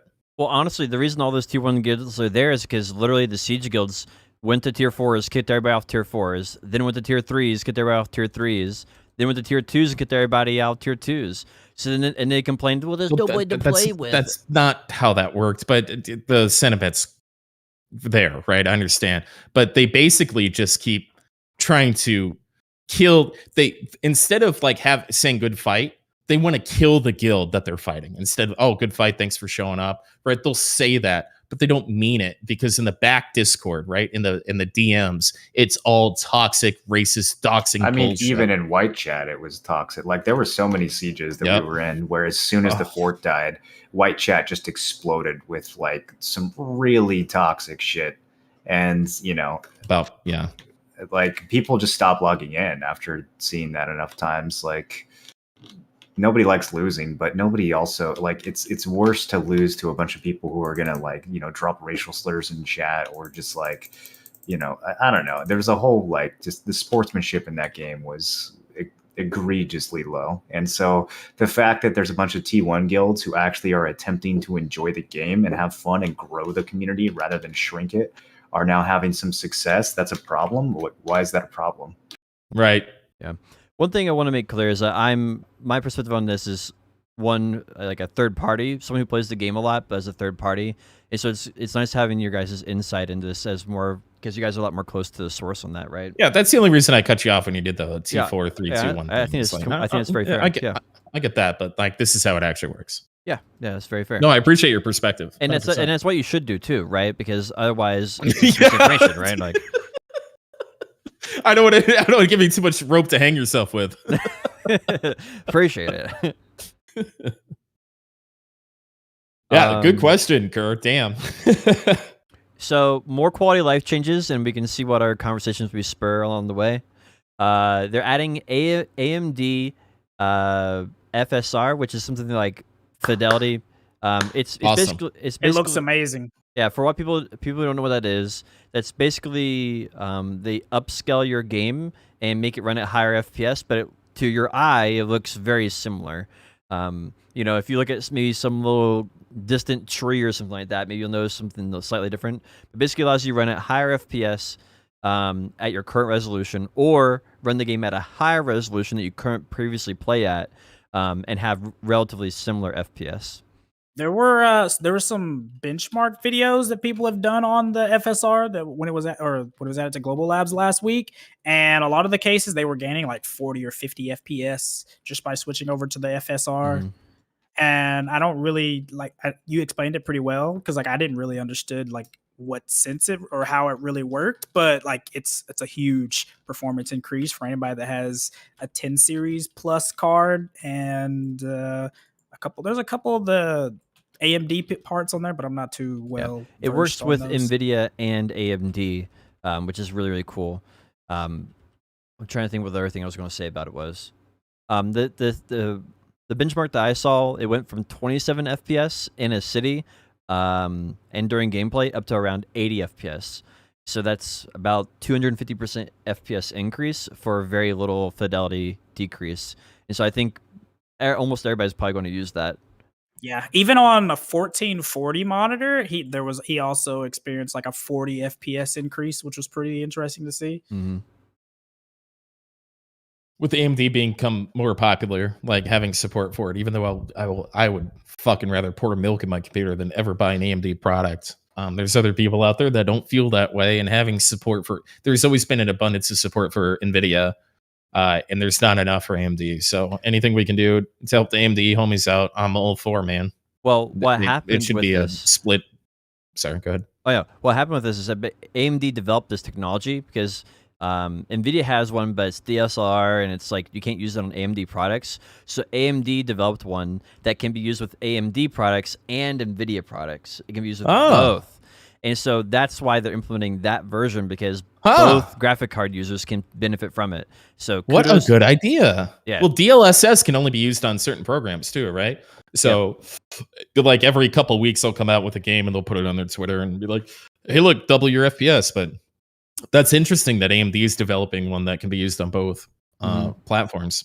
Well, I got a fancy $1,500 Radeon card, and it was absolute dog shit for BDL. So hopefully this changes that.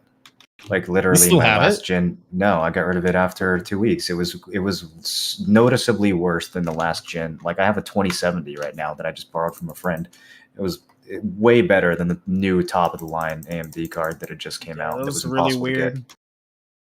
The RTX series cards are so much better than the non-RTX series GeForce cards. I have no idea why.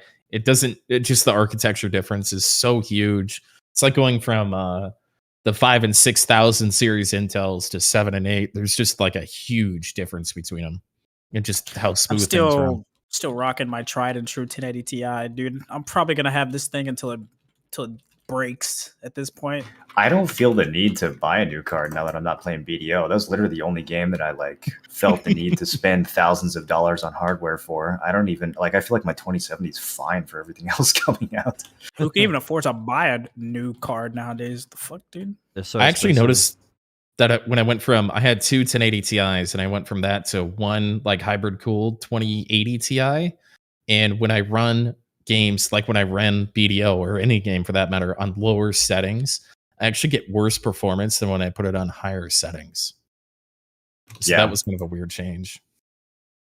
So when I'm streaming and stuff, you'd for the podcast, you want the webcams to show correctly, so you turn down the graphics settings on BDO, but then BDO's frame rate takes a dump. It just it switches from your GPU to your CPU or something. It's something weird. Yeah, it just fucks up. I really want to talk about the Blizzard drama. Do you guys want to talk about it?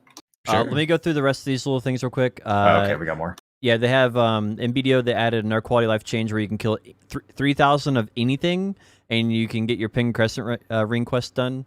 So that's very, very nice. They also had some That might actually bring me back into the game. That's content, baby. 3,000 of the same mob in BDO. That's something I'll log on and do. Fuck these daily quests. Hold bro. on, Just give me 3,000 mobs to kill. Isn't for the season weekly 5,000 mobs? I think so. The reason they did this is because a lot of people, not all grind spots have a quest you can pick. So if you want to go grind Sakurai, you couldn't do it. So this is just something where it covers it for everybody, and I like that because in the past that was frustrating. The best spot you could do it at was Akhmet or Histria, and that was the problem. So it's like if you wanted to grind it if you wanted to grind Hadoom or Underwater or Stars In or something, you just couldn't. You'd have to go and spend time at Polyforest or some shit, right? Dude, I hope they learn this lesson. Just stop making fucking shitty daily quests and instead do what the game is actually good at. Go kill 3,000 mobs. Yes, thank you. I will do that. That's what BDO is. The arbitrary limits are just so strange, you know? Make it 3 million mobs. I don't fucking care. I'll do that too. There should be, like, you know how FF14 has that shitty hunting log where you like go around and kill 10 of each mob? There should be that in BDO. There should be a version of 1,000, 10,000, 100,000, 1,000,000, and 10 million kills for every single mob in the game. And they should all have titles. And they should all, like, why not? There should be some fucking adventure log you can fill up and you get like a point of max energy every time you do it. It would be like the knowledge grind, but 100 times more content. And it's so easy. Literally, they could do it in 5 minutes. Wouldn't require them to add anything new to the game. You won't even tell people how many mobs you've killed in BDO, so why would you wear a title that they gave you? I mean, listen, dude, when my Berserker that I play off stream, he does a lot of damage, okay? People just don't need to know about it. Just make sure your brother puts his ghillie on, by the way. Yeah. Tell Tony to put that ghillie on. I'm pretty concerned that less than a weekly worth of mobs you need for a pink crescent, but continue. Well, you have to do the daily like 90 times in a row, so that's a small amount. Oh, you have to do 3,000 mobs 90 times? Yep. So I retract my previous statement. Oh, never mind. Yeah. It's still a daily? Okay. It's still a daily, but the daily take back everything I said. One of the daily quest is 3,000. Can you not make us look dumb and give us all the information before we comment on it, I just wish, like, instead of 3,000 mobs 90 days in a row, how about they just let us kill 300,000 mobs at our own that's what I'm saying, dude. There's literally just make it. Just make it 300,000 mobs, and then once you got your 300,000 mobs, you can get your reward, bro. Like, why do you have to spread it out over 90 days? If you want to do 3,000 a day, you can. If you want to do more, then you can. If you want to do less, then you can. Like, quit making it a chore.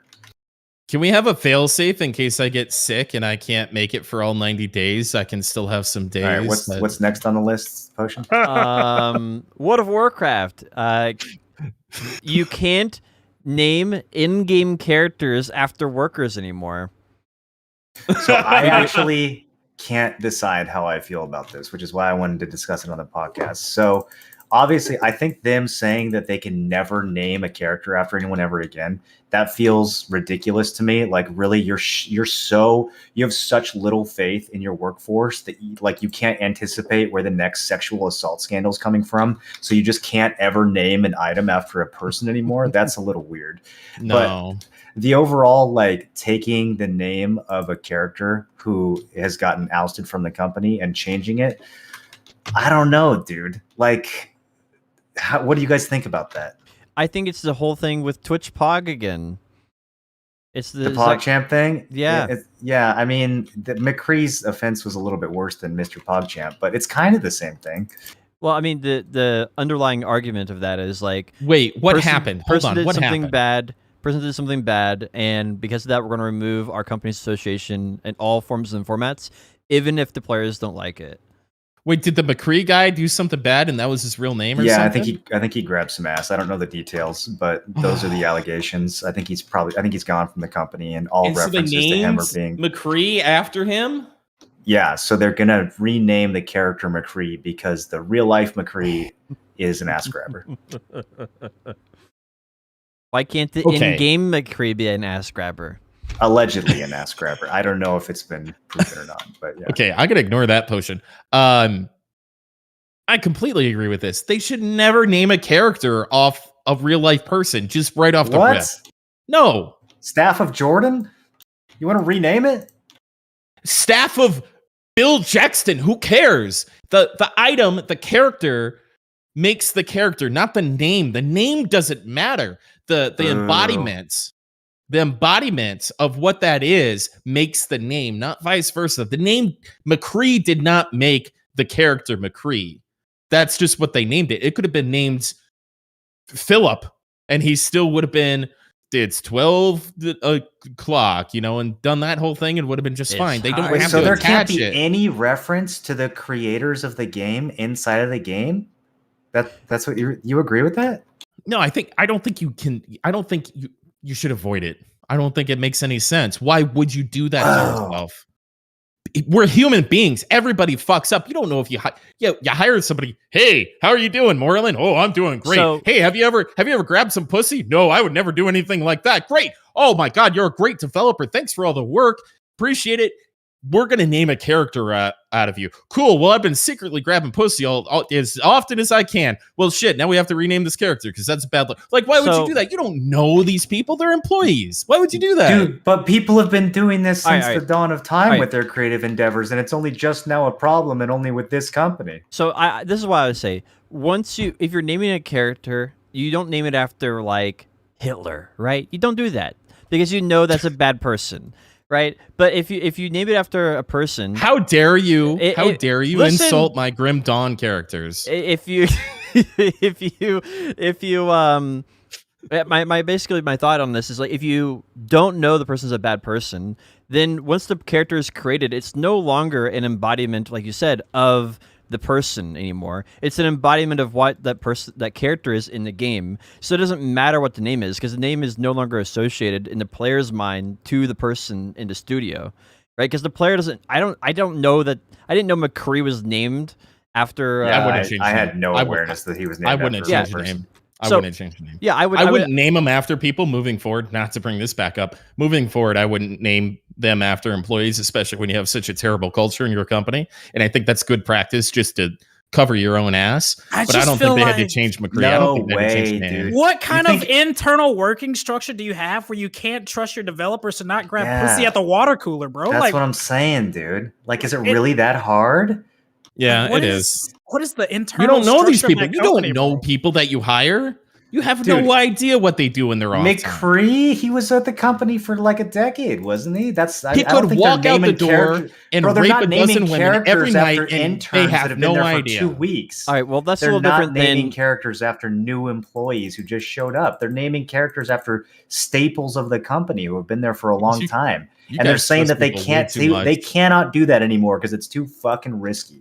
I get weirded out when I name my characters Moreland TV on my single player games. I'm like, he's gonna do something bad, and I'm gonna regret this.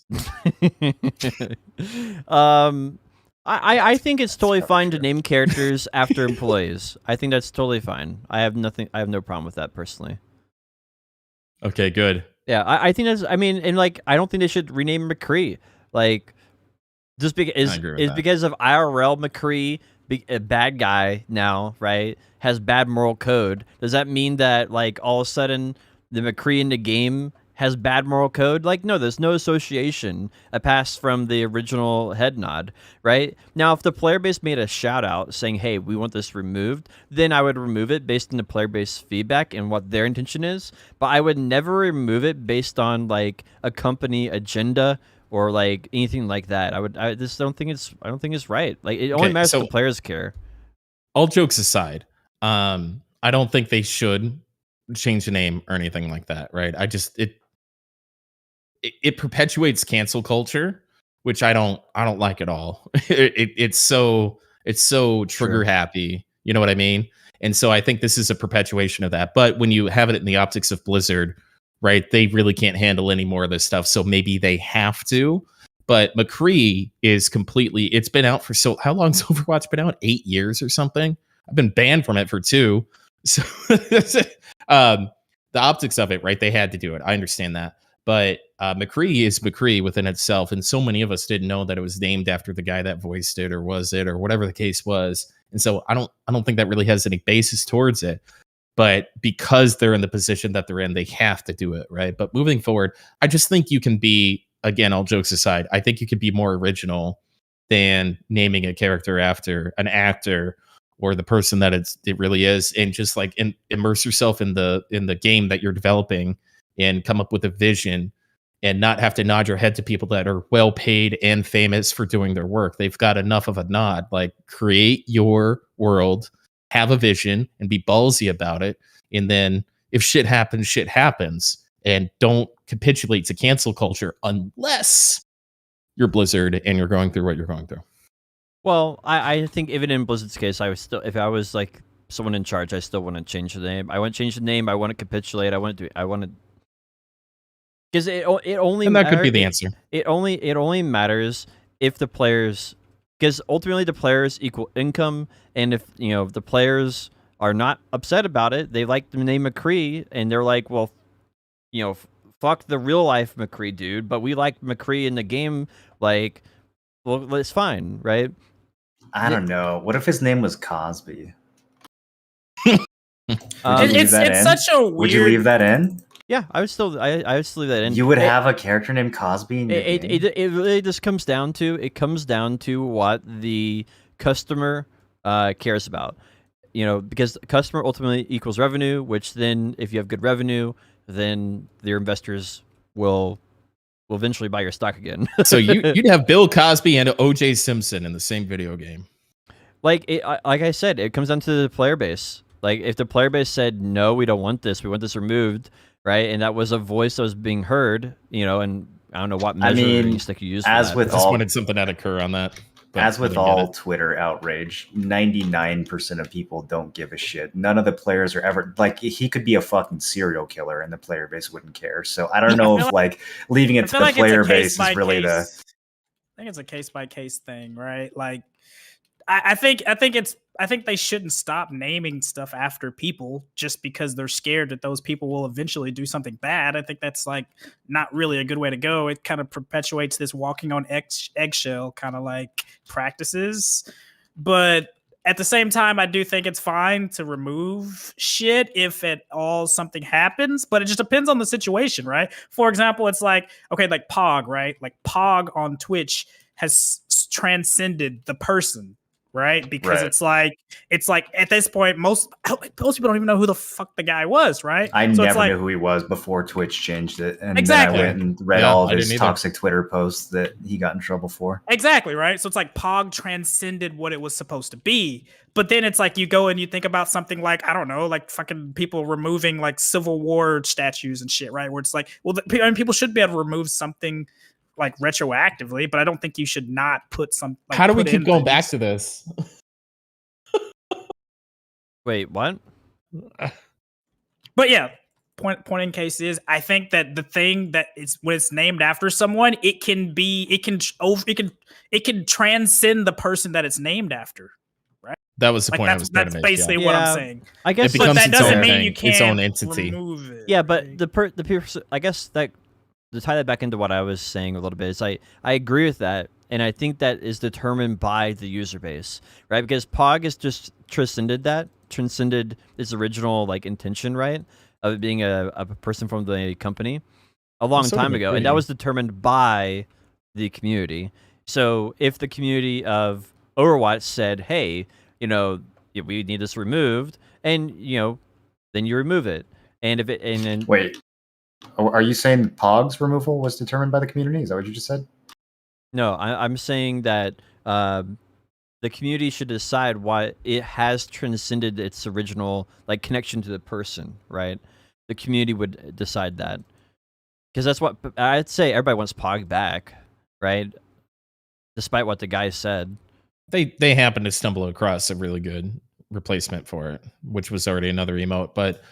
more focused on the subject. I think if you're not in tune with your community enough as an organization to be able to make that decision for yourself, then there's, a bunch wrong with what's going on, right? Like if you don't know that people, if you just assume everybody knows that McCree is a person and grabbed a bunch of snatch or whatever, when that's not really the case, and you could have just been like, hey, we fired this guy, he was a really bad guy, gotta let it go, moving on. I think they could have gotten away with that just fine. And then of course you're gonna have the fucking, just unemployed fucking scumbags going, hey, rename the character, and just see if it lasts longer than 2 weeks, then go from there. You know what I mean? Yeah, I really, for the most part, if it's not broke, don't fix it. And I think that's generally the approach I would have to something like that. It would have to be a pretty big deal. Like, I mean, bigger than like the Pog and the McCree. Like it had to be pretty huge. Like I can't. Hey, off the top of your imagine- heads, do you guys know what the PogChamp guy did? You remember off the top of your head right now?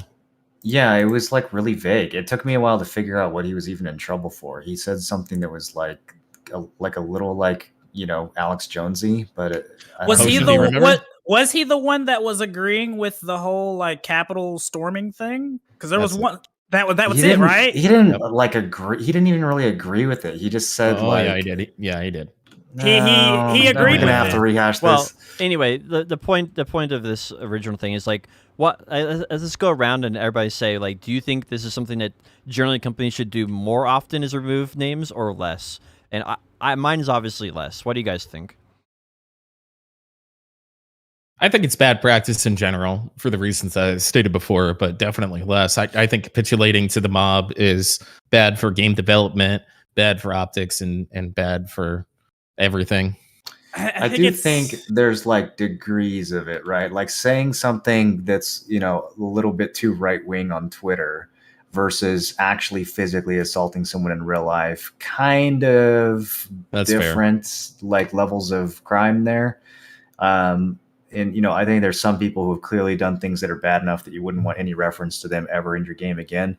But there's also with some of this stuff, there's unproven allegations against someone, and then they're completely removed from everything. And it's like, okay, well, so what are we doing here? There's not even any, evidence that this thing actually happened, and the person's still getting canceled and removed. So I don't know. It seems messy to me. Yeah. Do you guys think that as people, we should be able to separate the things that bad people create from that person in general? If that makes sense. So for example, like what's his name? R. Kelly, right? Piece of shit person that's probably going away forever for the dumb shit that he's done, the dumb and abusive shit that he's done, with the current court case.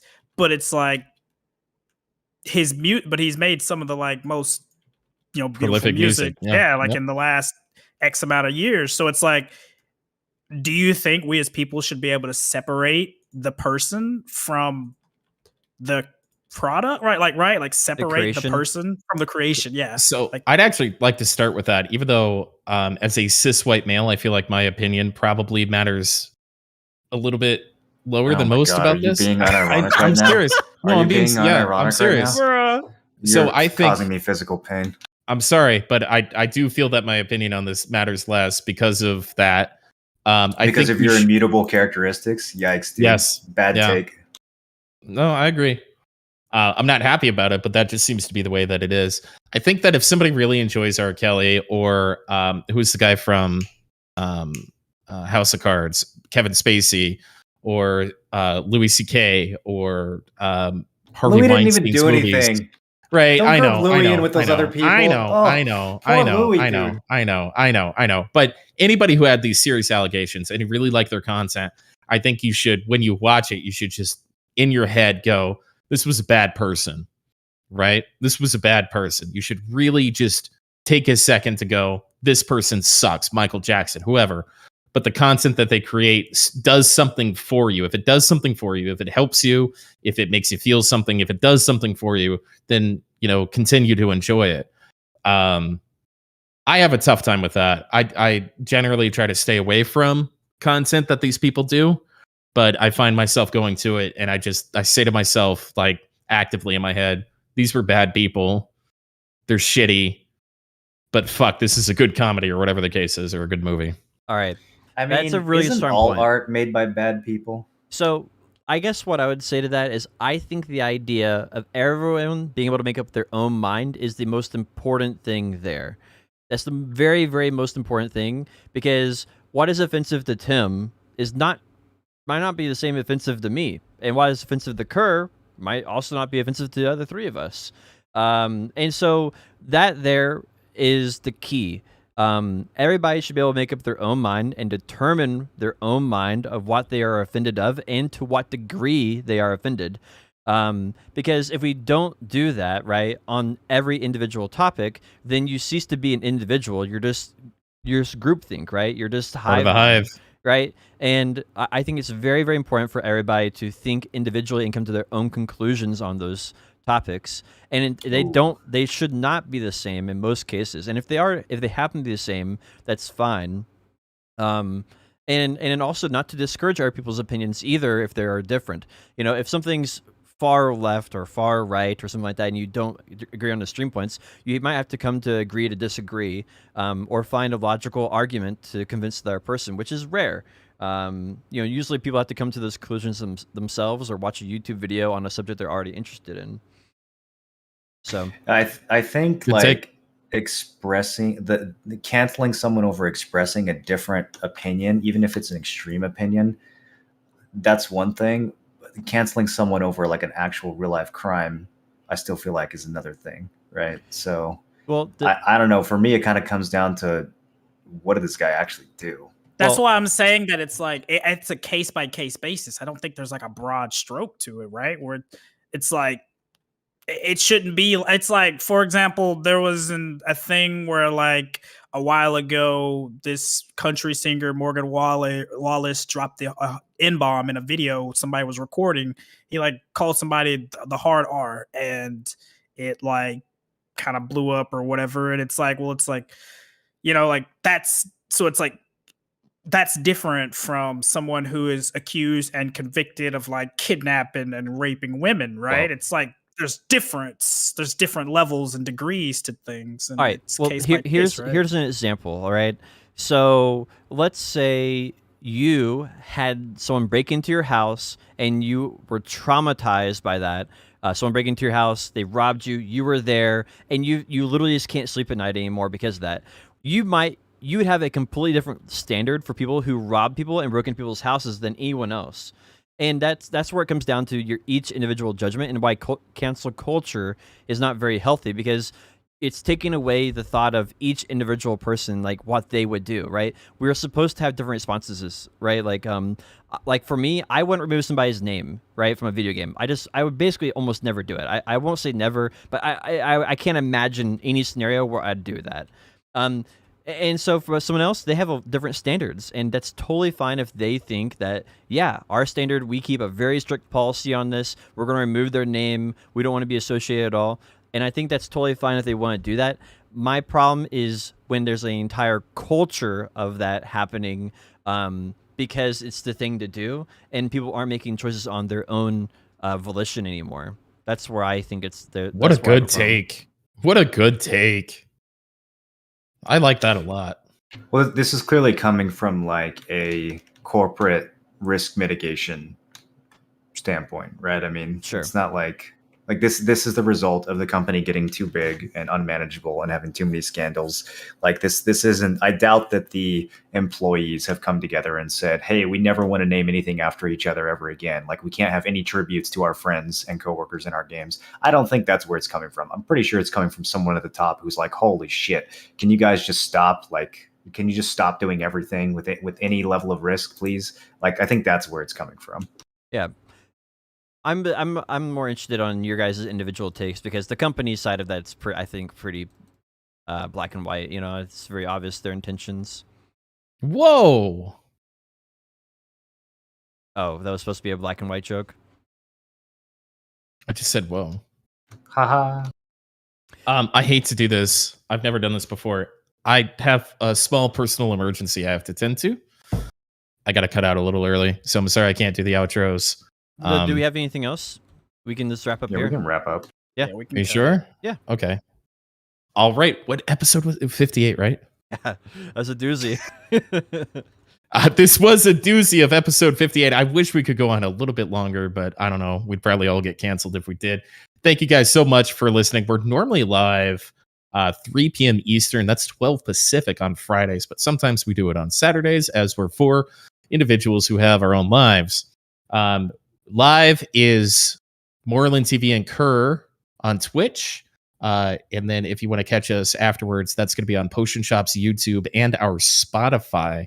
So before we call it a week, I want to roll out the red carpet for each and every one of us. What do you guys got going on this week? Kerr, what's your stream looking like this week, man?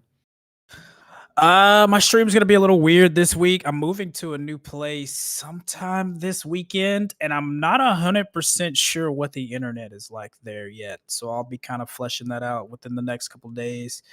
So that's kind of where we're at on there. So nothing in stone yet until I get some normalcy, because like school and work started back this week. So busy. Moreland, what's up with you, man? Still pretty addicted to Bless, but it's waning off a bit. So I'm going to be looking to probably start getting back into 14 and splitting my time between the 2 games. And then we'll have the New World beta, but I guess that's still kind of like more than a week away. So yeah, that's pretty much it. I'm also trying to be more consistent with YouTube. I need like topics that are actually motivating enough to where I can spend a day or 2 working on them. But I would like to start uploading on YouTube at least a couple times a month, maybe weekly if I can get the workflow down. But only if there's stuff that I actually feel like putting the effort into. So that, keep an eye out. That might happen. I posted a pretty in-depth review on Bless, and I'll definitely make a video on New World before it launches, but probably after the beta. So we'll see what happens with the other topics. Potion. I should be streaming Bless Unleashed this week. Ramping up the stream times and getting prepared for New World a little bit mentally with the stream and everything. New album is complete. It should be a couple weeks until it gets out on Spotify. It has like an approval process it has to go through to get on Spotify. So new album should be out on Spotify here in a couple weeks. So I'm looking forward to that being out, and glad that we finally got it done. It was a lot of work. So that's basically what I have going on. As for me, I'm going through some personal stuff. I'm going to take some time off stream, and I want to thank everybody that keeps their sub running or whatever the case is, or is active in Discord. But I need some time away. I'm just going to probably play some 14 off stream, play some HOTS with the boys when the servers are down or whatever the case is. But I want to ask and thank everybody for their consideration. Also, give me some time and space to make sure that the Aftershock New World Guild is tip-top shape and all that kind of stuff. So I'm going to have my hands in a couple different things over the next couple of weeks. But I think my next stream is going to be, or my next streams will be the open beta. And we'll just take it from there. But I'll be here for the podcast. I appreciate you guys. This was it was fun, kind of being challenged on a couple different things. I don't find myself being on the back foot or. I enjoyed this one. Yeah, no, it was a good one. So I want to thank each and every one of you individually and collectively, and all of you watching on everybody's channel, YouTube and Spotify. Thank you. We'll be back live next week. That is 12 p.m. Pacific, and that's 3 p.m. Eastern. This was episode 58. I'm Tim Allen 1337 on behalf of Moreland TV, Kerr, and Potion Shop TV. Thanks for tuning in. Hope we made your day a little bit better. Have a great and safe week, and we'll see you next time.